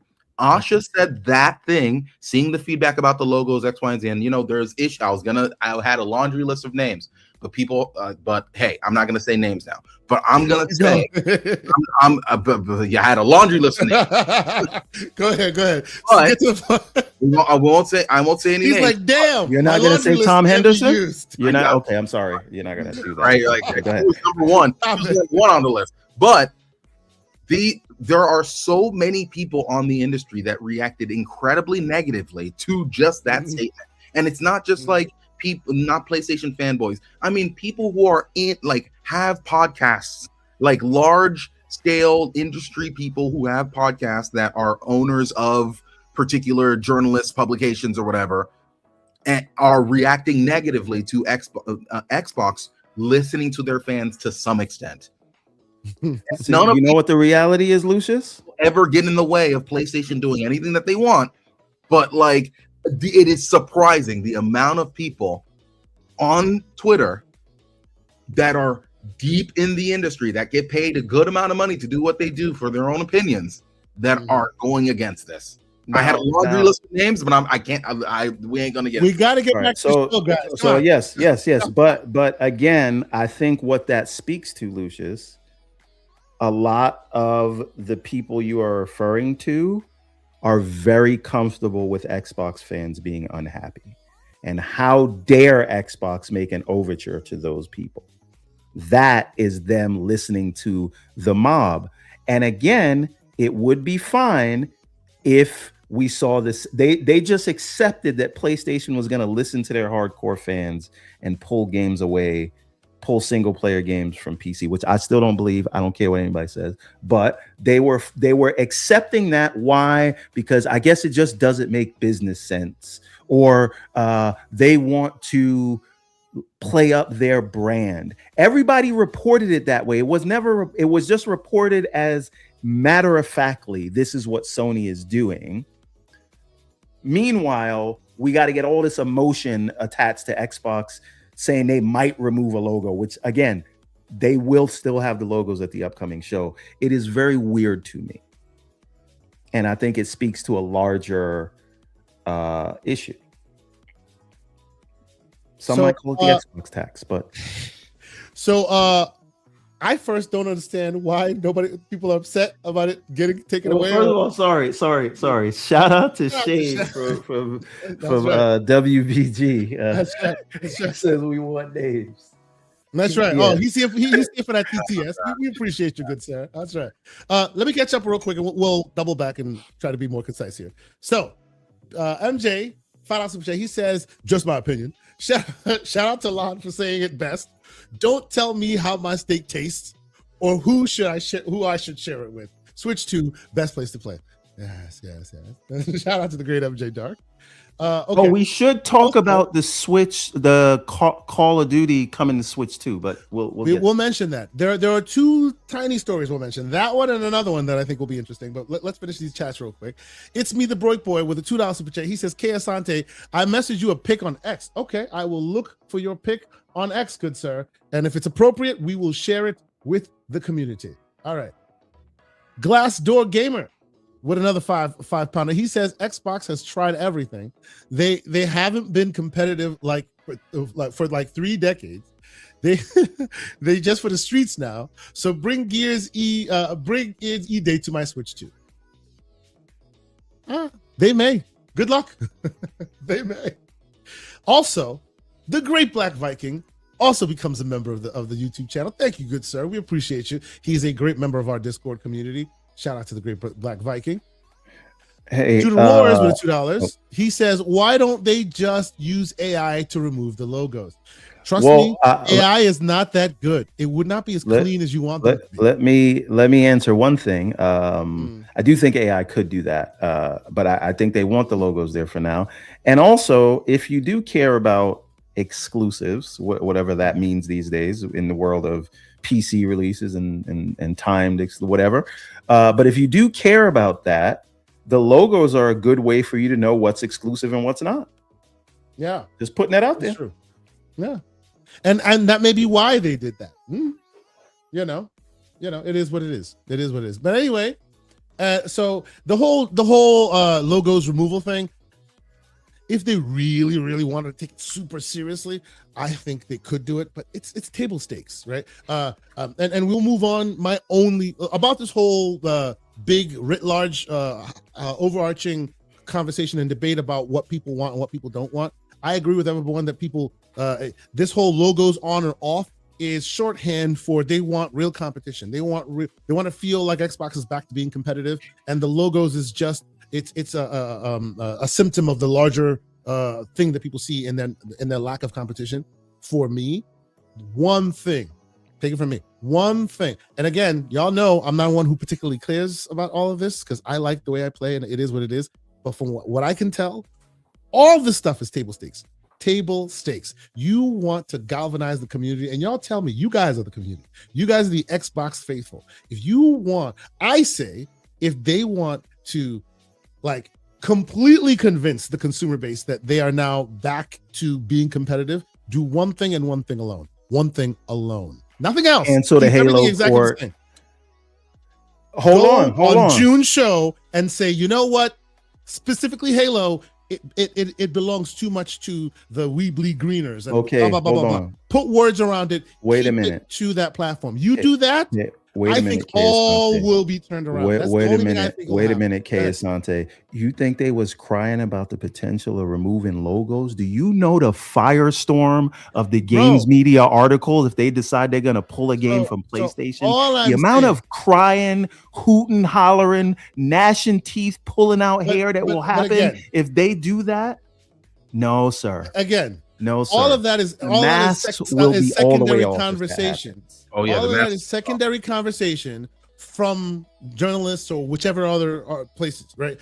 But I'm speaking corely and solely to what Microsoft and Asha has said, the change in leadership and the new vision, right? They're trying to rekindle these fires. That's why you're seeing green logos being made. Like you said, they're doing ancillary things that doesn't really affect the core in saying that, oh, we're trying to bring the thing back. You want to really do that? Bleed green on stage. Take a loss on the porting cost. Keep it solely to the Xbox platform. I bet a lot of these people here in this chat will change their tune if you do that. It's the only thing I can see that would do. I am apathetic towards the keeping or removal of logos, but I am militant about T-shirts. There needs to be a strict no T-shirt rule. We're not going down that path, sir. Okay. We're not having a 5-hour podcast. We're moving on. The next super chat from the 1st to the 15th. Once again, with a 5-hour super chat, he says Xbox fans didn't tell them the following: go all in on Connect. Stop P3's exclusives. Don't invest in third party exclusives. Don't invest in first parties until 2018. Go third party. Not listening is the issue. And you know the gall of certain media people to respond. When they responded to Asha, they said listening to fans is what got you here in the first place. Excuse me, what? When did that happen? Okay, so the fans are okay. Yeah, go ahead. Go ahead. Finish. No. I just think it speaks to the fact that they don't like Xbox fans, at least the ones online, and they don't. They're fine with them being upset because, again, you don't get these think pieces when Sony or Nintendo does something for their fans. You any one of these people. And I want that. I don't care if they're listening. I don't care if anybody goes and don't harass anybody. But what I'm saying is go and look. Yeah. Is the same energy kept when Sony or Nintendo does something for their fans? No, they say they're protecting their brand. But when it comes to Xbox, this is for some reason not allowed. And the reason that Xbox has become the state that it is in is because people feel like they're not listening to the fans feel unheard. So when you say listening to the fans, what did they listen to them on? Right? The fans didn't want them to cancel Perfect Dark. The fans didn't want them to get rid of Tango Games Works. So what are we talking about? Who did they listen to on what? One example. Oh no, it's one of these. Oh no, it's one of these. With a $10 super chat says, if you market to everyone, you market to no one. What would happen if the Ferrari CEO says we are going to market to Ford owners? The procession of status, exclusivity, and scarcity will cease the demand. Yeah, that's true. That's true. But it's a different industry though, right? Look, I don't necessarily disagree with the sentiment of the audience that you should be marketing to your core audience. It's just where they're pulling their sources from tends to also be the same poison pool. So I'm always worried about what they're listening to and what they're not listening to. You know what I'm saying? Like, I wish there was a different source where you, and I know they've tried this. They're trying. What decision has Asha made so far where she's listening to the toxic people? Which one? Well, she's not made any. You can't point to any. So why are people doing the fear mongering thing unless they just don't like Xbox fans being happy? Well, okay, so everything else I have no issue with, but if the Xbox faithful are happy to have exclusive instead of Game Pass, that's where I'll take a problem. But that didn't happen, nor is it anything officially announced. Yes, of course. This is all the consumers back and forth and all of that, right? So it is what it is. Mr. Too Opinionated, $2 super chat. He says the challenger brand does not promote the competitors. That is historically absolutely the case. That is the case, yeah. And the great BT Maverick with a $10 super chat. He says, I just want to see Xbox come out with better marketing to attract non-Xbox gamers to the brand, just the way PlayStation used Hogwarts to market to the casuals. Great marketing works and helps the brand. That's, I guess, writ large what everybody wants, I suspect. Yeah, I mean, right? To be fair, Hogwarts came out in, I think, 2021 or 2022. Mm-hmm. So when was the last time PlayStation did that? Yeah, it's been a minute since they earned their perception, you know. Mr. Too Opinionated finishes it all off with a $2 super chat and says, the fans are the only ones that give them money. Yeah. So I guess it would be in their best interest to absolutely listen to the ones that are giving them money. But hey, fix your Xbox PC app. Well, all right. So give you money. Two quick things. Right. They didn't listen to me about the Xbox PC app. That thing's about they listen to the fans. Two quick things, and then we'll get the heck out of here. And of course, more being chipped in. Alvin 9033 with a 5. He just says, just chipping in my tiff because Xbox Everborn is preaching a tithe. I want to say tithe because Everborn is preaching right now. Well, I think we should have some kind of some gifts whenever you're preaching to have, like, you know, holy music start playing or something. Those don't make me look like the guy from the final season of The Boys. That was man. Great. Oh, so you finished all of The Boys? Last night. Talk about that. We should talk about that in Discord. Not today, but yes, we should. At some point, yes, we should talk about it. All right, we are rounding the 3-hour mark. We just got to move to the next topic. Real quick, rumor and speculation. It looks like the Xbox Ally 2 is upon us, and just like we thought, bigger screen. We don't have too much specs, but it has the exact same, seemingly, Z2 chip in it. We don't know how much it'll cost. Hold on. Is this an Xbox partner device or is it just another ally? We don't know yet. Remember, all of these. Look at what it's saying right now. All of it. It's like right now it's speculation. Like if you zoom in, I'm zooming in on what I'm saying. This is just speculation. So they don't have the official name. These are all the older devices that do have their official names next to it. This is the rumored device, and this is all coming from a small little leak that came out, which is right here, and it's a Korean website, and you do some translation and you can translate what these all mean from chips and all of that. Basically, all of it is pretty much the same. Screen is bigger. Everything else is pretty much the same. That's what it's looking like right now. But of course, it's all rumor, speculation. I think as we speculated a long time ago, this is probably going to be the device that they should have originally released, with the 8-inch screen, potentially OLED, potentially 1.5 gigs. Is just going to be way more than we'd like it to be.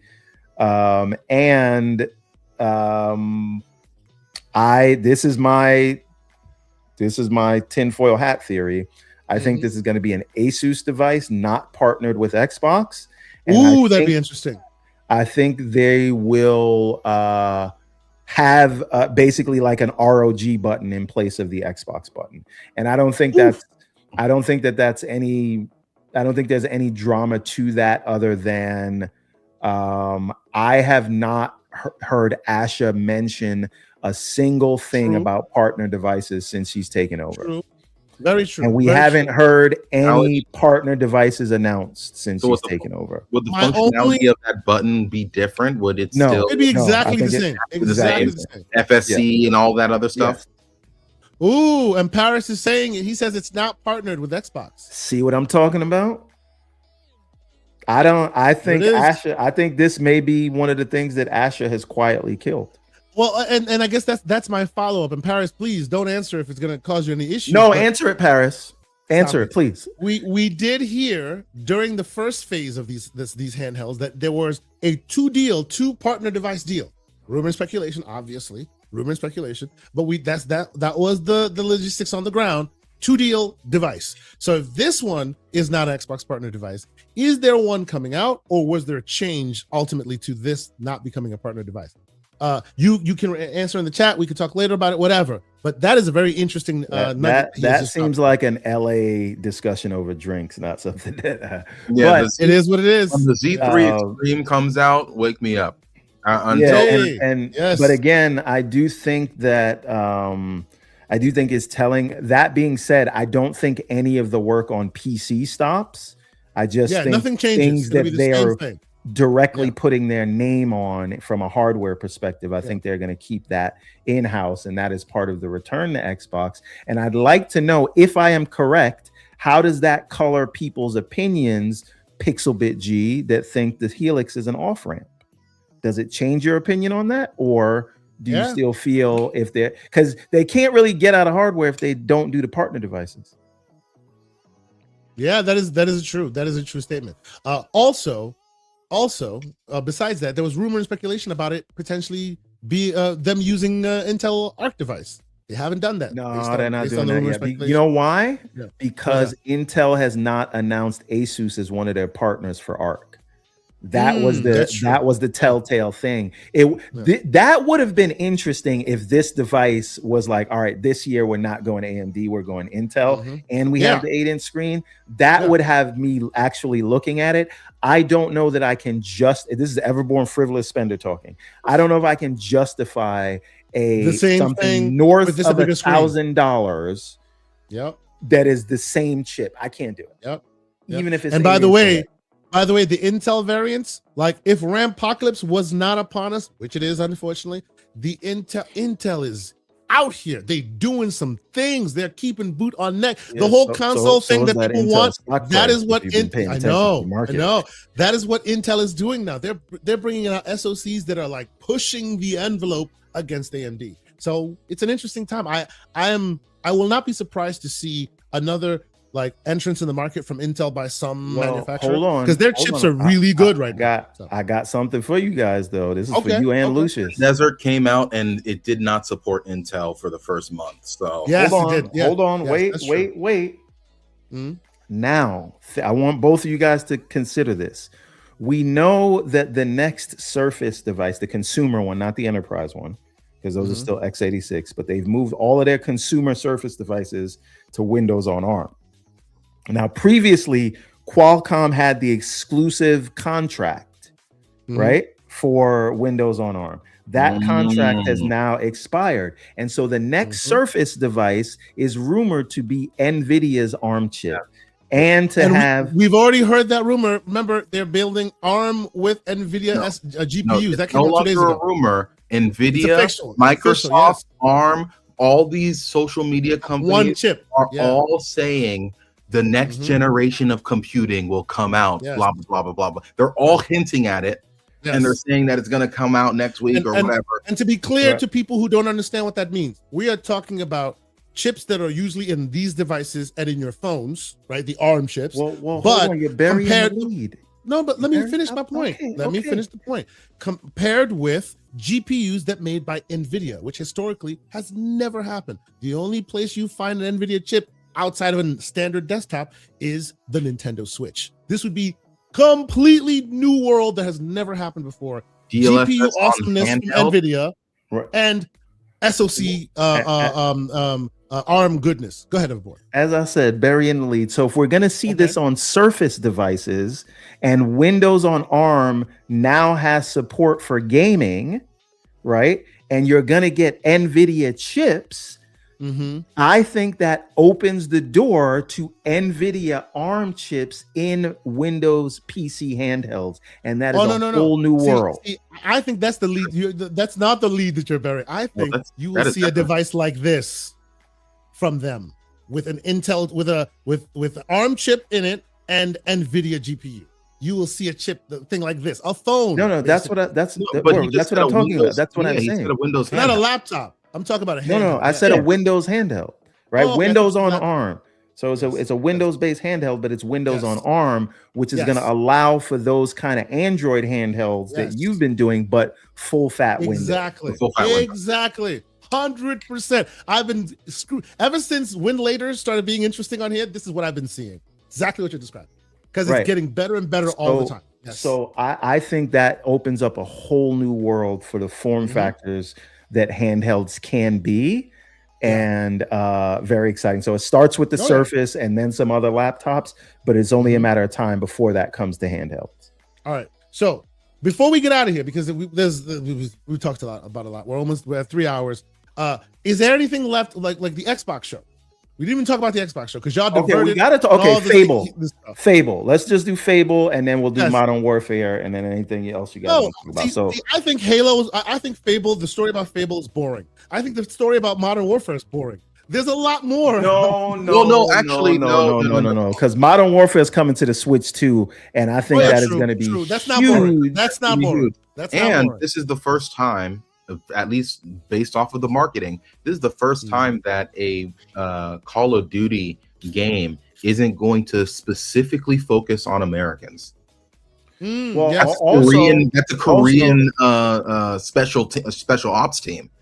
Right? Also, they're cutting off last gen with this. Yes. Right? That's also very And important. Yes. and I am actually I don't care about Call of Duty, but I'm very interested in what it does sales wise because of how much it impacts the financials, which we actually read. But this is the year to do it because this year is the same year that everyone's forced to buy GTA or buy it because of GTA. So if you're either going to play GTA 6 or Call of Duty this year, you need a new console. So if you're on an Xbox One or PS4, this is the time that you have to make that switch. But here's the thing. Lucius. Another element here is if you are on Switch 2, let's just say everybody on consoles going to spend all their money on GTA. You know the people who's going to sell a boatload of devices this holiday? Nintendo. And they will not have access to GTA, but they will have access to this brand new Modern Warfare 4. And the people on PC, they have more eclectic taste, so they'll be playing other things, but it'll still do big numbers on PC, which again, you cannot play GTA 6 on. So I think you're going to have a banner year for Call of Duty this time because the Switch they've updated their sales forecast. And if Xbox was smart, if they show Modern Warfare 4 at the showcase, make sure you put a Switch logo on that. And you should also show it running on the Switch. Listen, we don't have also console warriors. We got to move on. No. I'm saying they should do a bundle with the Switch 2 and Call of Duty. Oh yeah, absolutely. I agree with that. Yeah, absolutely. Right. I wanted to address this real quick because this is a very interesting one. Team leader, clearly a PlayStation gamer. He says, "I'm most excited for Gears E Day, but preparing for disappointment in Gears E Day delay on PS5.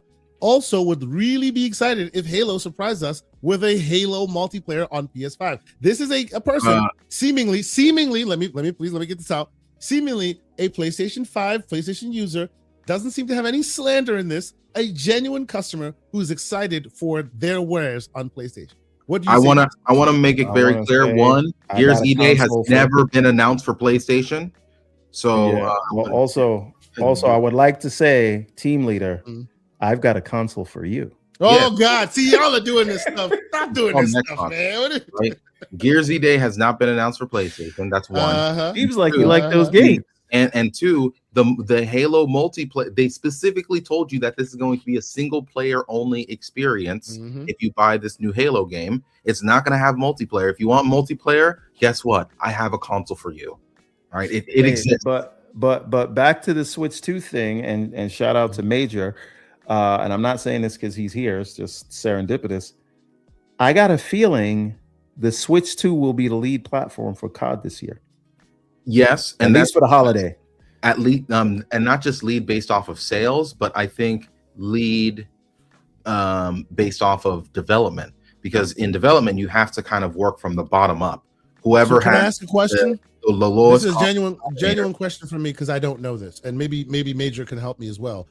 Historically, PlayStation Switch 1 had not done really well in the multiplayer competitive space because of technical machinations on the ground. Even with games like the multiplayer, the big free-to-play games, they would fill it with bots on Switch versus elsewhere. I'm talking about the like of what the hell, you know.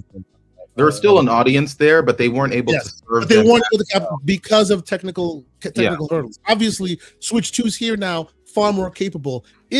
Are they now first-class citizens in a multiplayer sense in a real way, or is that still kind of the case? Well, I think in the way that they're going to get the same experience. They're going to get single player. They're going to get multiplayer.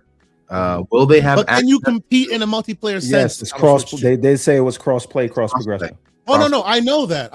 That's not a problem. I know that there will be ability to play, but I guess from a capabilities perspective, it used to always be able to do multiplayer, but people didn't play multiplayer there because the hardware wasn't really that capable back then. This is it more capable now? Yes, this is far more capable. Because I haven't played it there. And Call of Duty is actually an incredibly efficient game. Like it's like if you can have really, really old PC hardware and still run every single Call of Duty that's released. Yeah, because they optimize it super well. It's incredibly optimized. So the problem with getting Call of Duty on Switch I don't think was ever really an issue of the efficiency and then being able to it's more net code and all that. Yeah, it's more of networking was the problem. Yeah. Networking and converting all the code that they have into something that works on ARM.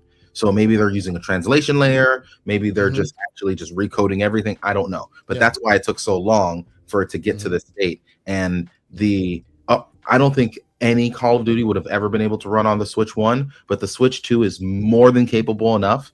And I think that people will have so as far as running it, I never had a thought. I even thought it could run on Switch 1. They'd have to pair certain things back, but I never thought it would have an issue.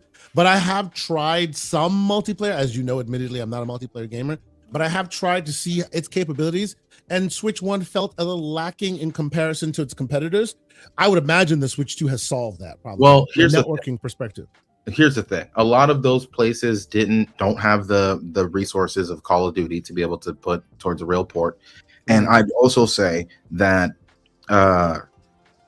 if you look at something that is purposely built for the Switch, like Splatoon, right? Splatoon as a multiplayer thing, there are we don't know the numbers because they don't really tell us, but we do know that it sells very well and it's constantly being played. So we know that that's. But is Splatoon the sweaty kind of? It is. It does get very sweaty at the higher levels. I mean, I don't get to those levels because I don't really play that game that much.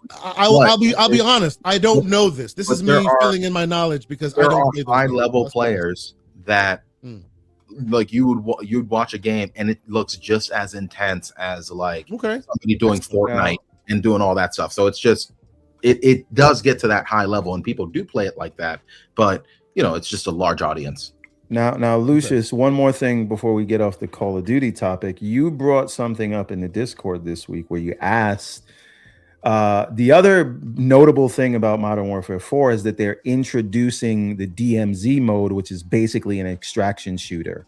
Yes. Now, you asked if Call of Duty jumping into the extraction shooter space and bringing it to the casual audience, could that create such an affinity for extraction shooters that it becomes the rising tide that could potentially save Marathon? Spoiler alert, it won't. But I would like to have the discussion. Yes, but why are we going there? We have so much more to discuss, guys. What are we doing? You want to go into Marathon right now? We discussed it last week. Continue. All right. Okay. No. Just the general topic. Does Call of Duty have the because what we haven't done, we have not announced the games that are officially known to be coming for Xbox State of Play, plus all the rumored ones that. Sorry, reintroducing DMZ. I apologize. Slow-mo is the resident Call of Duty sweat. And he has been correcting us. So, yes. Get to it. Go ahead. Them reintroducing DMZ. All I'm saying is that is the iPhone to Android effect, right? With Androids, they have features for years. Everybody loves them, but people on iPhone don't really care because it's not on iPhone. But the moment that those features show up on iPhone and it gets to that kind of larger audience, now people care about that feature more. Right now, it becomes a huge thing, and we complain about that as Android users and be like, we've had that forever. Right. But you have to acknowledge the Apple effect and how when something's that big and they bring something to the common audience, that thing then becomes far more popular, and a lot of people benefit off of that, not just Apple. Right. So we can see the same thing here. But what if we're going with that Apple analogy? What that doesn't do is that doesn't make Apple people then go back to Android. So I don't think Marathon gets saved. PUBG and Fortnite needed to exist for games like Apex Legends to exist, right? Yep. If Apex Legends tried to come out before those games, I think it would fail because there's such an uphill battle of understanding the genre, what's expected, X, Y, and Z. The thing that made Apex so popular at the time is that it innovated on something that people already understood. So people jumped in, knew exactly what to do. And because of things like the ping system, that was such a huge innovation that it elevated the game, right? And so I think this is the same situation. Marathon may not be a bad game. I'm not even out here glazing Marathon like that.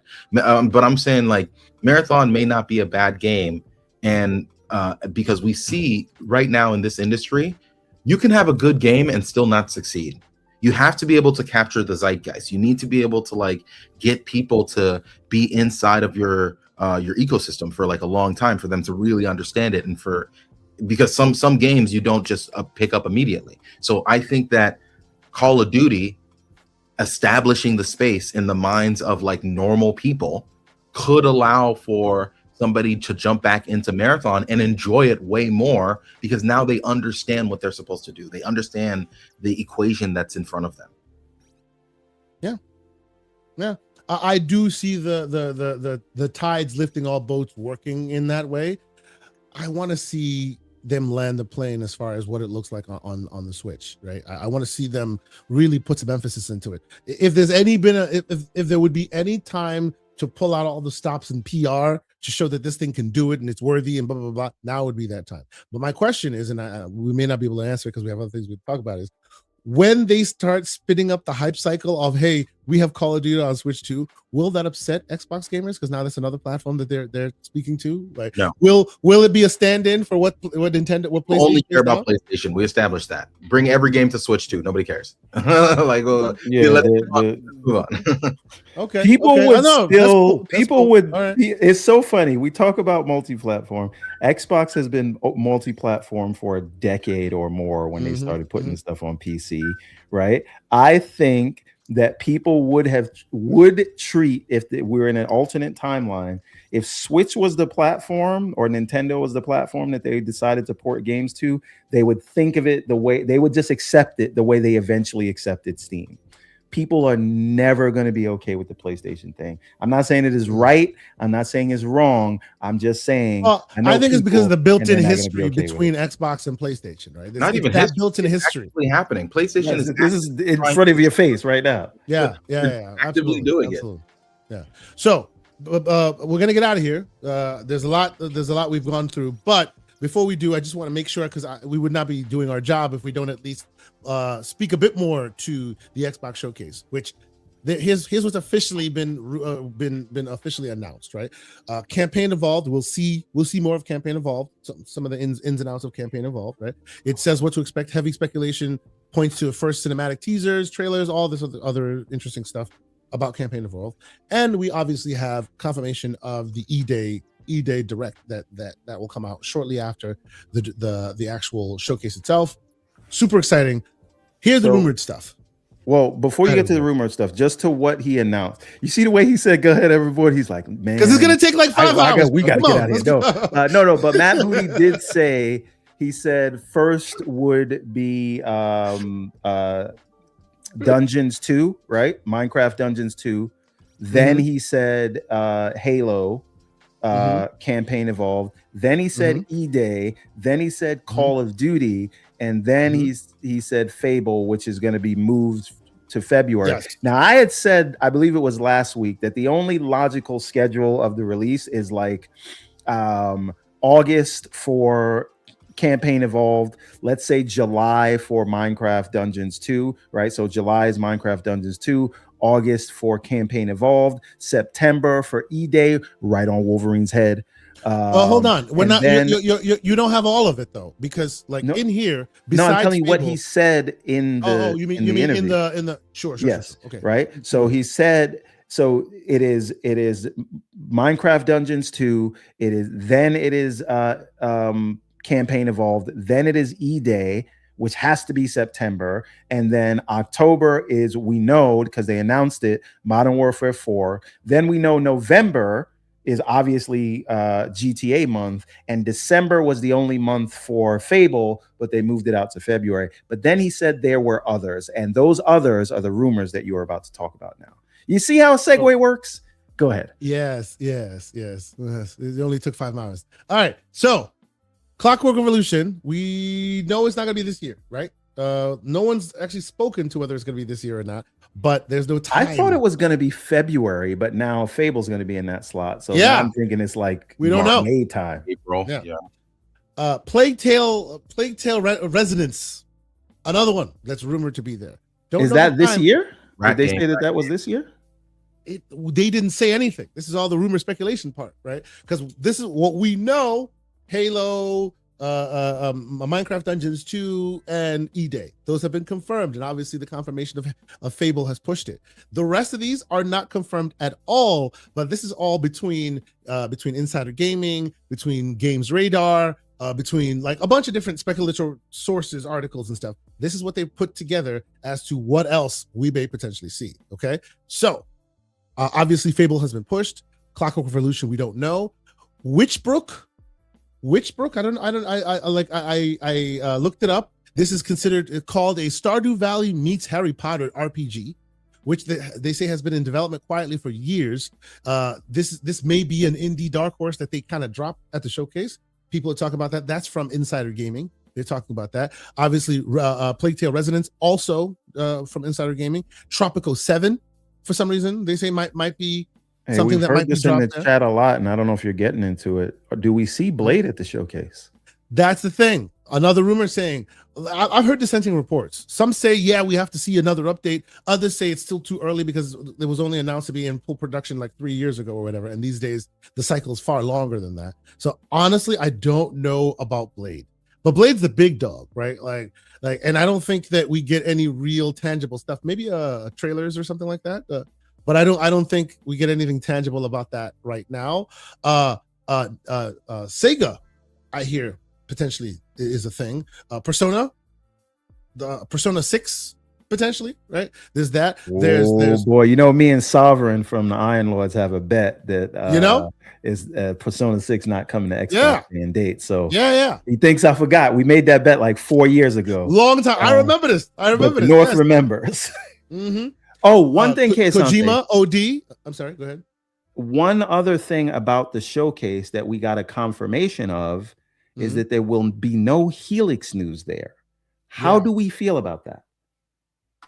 I mean, it's par for the course. You know, the techie in me always wants more news from it. If you have the opportunity to speak on it, speak on it. But this tells me they have a lot more to talk about. And as Booty said, plans haven't been finalized, so maybe they're waiting, and maybe they'll peel the layer on that a little later. Summer Game disappointing, but we'll see. It's gonna be during the Game Awards, right? Mm-hmm. It's like at the Game Awards last time, unless it's not coming out in 2027. But the 25th anniversary is also coming, and to me, that's where you would want to announce that. Well, but then they moved Fable out of the way of the 25th anniversary. This year was supposed and Booty specifically said that, right? He didn't say anything about technical issues or anything like that. He said he wanted to give Fable its own window, so they moved it to February. He specifically said that, which tells me they're trying to move it away from GTA. Makes sense, right? It is what it is. It makes sense. Let's see what else they have rumored. Oh, there's rumor and speculation that beyond the Halo campaign Evolved, then you see other Halo projects in the mix at the showcase. At the showcase, yeah. Well, or that would be huge, right? We've recently heard rumor and confirmation and talk that wait. Say that again.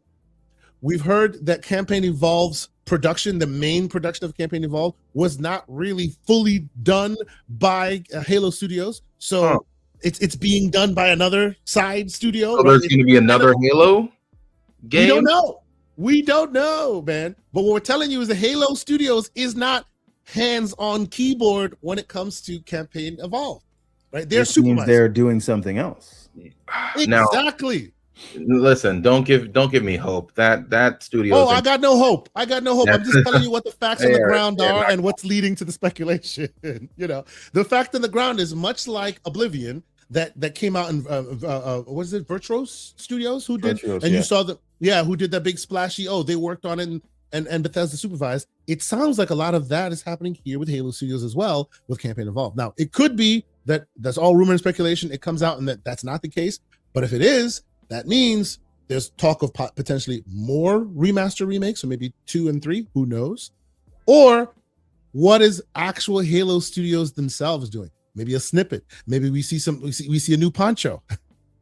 For those who know, maybe we see him in Africa this time with and we will fall for it. Hook, line. We'll fall for the okie doke every time. You know what it is. As soon as that score drops, everybody's gonna forget all the wrongs that Halo has done in the past. The problem happens every time. Something about a dude in a poncho while also being in a mech suit. Something about that just activates some part of our brain. That's right. Indeed. So there's a lot there. That's why I was like, we have so much to talk about. Like, there's still a lot of rumor and speculation around Halo itself. Whether we'll see more there. Like, there's just a lot to talk about. There's a lot there. But I think we're done here, ladies and gentlemen. Yep. This is too much. I think we're done here. I'm sorry we couldn't get to all of it. There are lots of questions and lots of back and forth in the chat that I loved. We were talking about lots of people deciding what they think their favorite games are. Maverick booty plans. I see you, sir. That is just wild. We are at 1:00 Eastern Standard, so I'll allow it. Go ahead. Somebody called that latest interview with Matt Booty a booty call. So anyway. Go ahead. Forget it. That is just uncalled for. Anyway. So, as I said, 2 things. One, I will be on the Dragon's Den this evening. Yes, it is this evening, if I'm not mistaken. And we'll be out there, episode 200, talking more hype train about what's going to happen here. Myself and Lucius will be on, like, boots on ground, IRL. We'll be outside in June at the showcases, at Summer Game Fest. We'll be there with bells on. We got recording equipment. We got all this stuff. We're going to be doing it live for your benefit. So stick with us. join the Discord, discord.gg/TGCP. When we get there, we'll be sharing whatever we can. We would love that. We would love for y'all to join us. So yeah, man, that's it for now. Catch us tonight. Me at least catch me tonight on the Dragon's Den. Lucius, where can people keep up with more of your ongoing, sir? I know it's been one of those episodes, sir. Yeah, don't follow me anywhere because there's some freaks outside on the internet. I don't engage with y'all, but and they come out at night. Yeah, yep. But if you want to have these sort of conversations, you should meet me inside of the Discord. Typically, there's going to be a bunch of people in the voice chat chopping it up. And if you want to join, don't be afraid. You can put your voice out there. Just know that whatever energy that you put out, you will receive. So yeah, be on your P's and Q's. Just like we said here on the when we were talking with Paris, pretend that you're meeting us in real life, because that's how we talk. Yeah. Also, I would just say don't expect opinions in the Discord to go unchallenged. That goes for anybody. That even goes for myself and Kay Asante. Anybody who's in there. That's right. If you put your opinion out there in the Discord and somebody disagrees, we try to do it respectfully, but it will be challenged. Indeed. So beyond that, lots of crazy rumors and speculation, gaming, all this other stuff.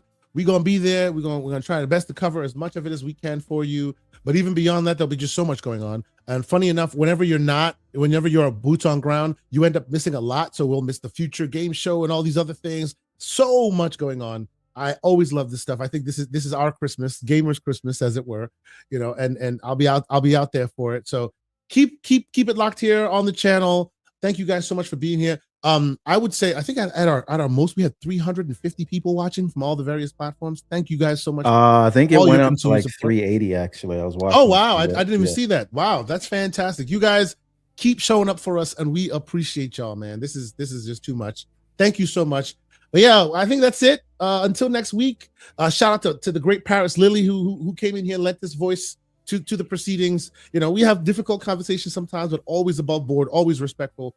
Keep it that way when you're on them Twitter streets or wherever you communicate. Try to keep it above board, because you never know who you're going to meet. But beyond that, I think that's it for us. Till next week. Well, that's the question. Will there be a show next week? Probably not. Oh, because we're going to be unless out there moving and shaking.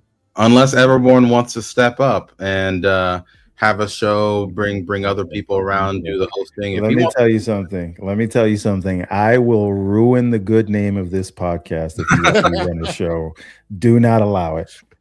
But one thing I think we can do some live streams. So within the week of that stuff, you will see us go live on this channel. So keep it locked. Put the notifications on. Where I'm walking, when we're walking down, when we're at the Summer Game Fest, when we're doing all this stuff, as long as we're allowed to record, I will want to turn the camera on and share it with you guys. Of course, we did that last year when crazy reveals and this and that and all those things. So expect more excitement for us. But I think that's it, ladies and gentlemen. It's been such a great time chopping up with all of y'all.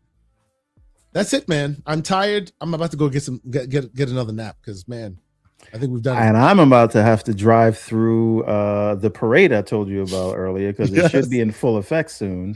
Yes, but the view should be nice if you there you go. That's right. If you know, you know. Bye guys. You know.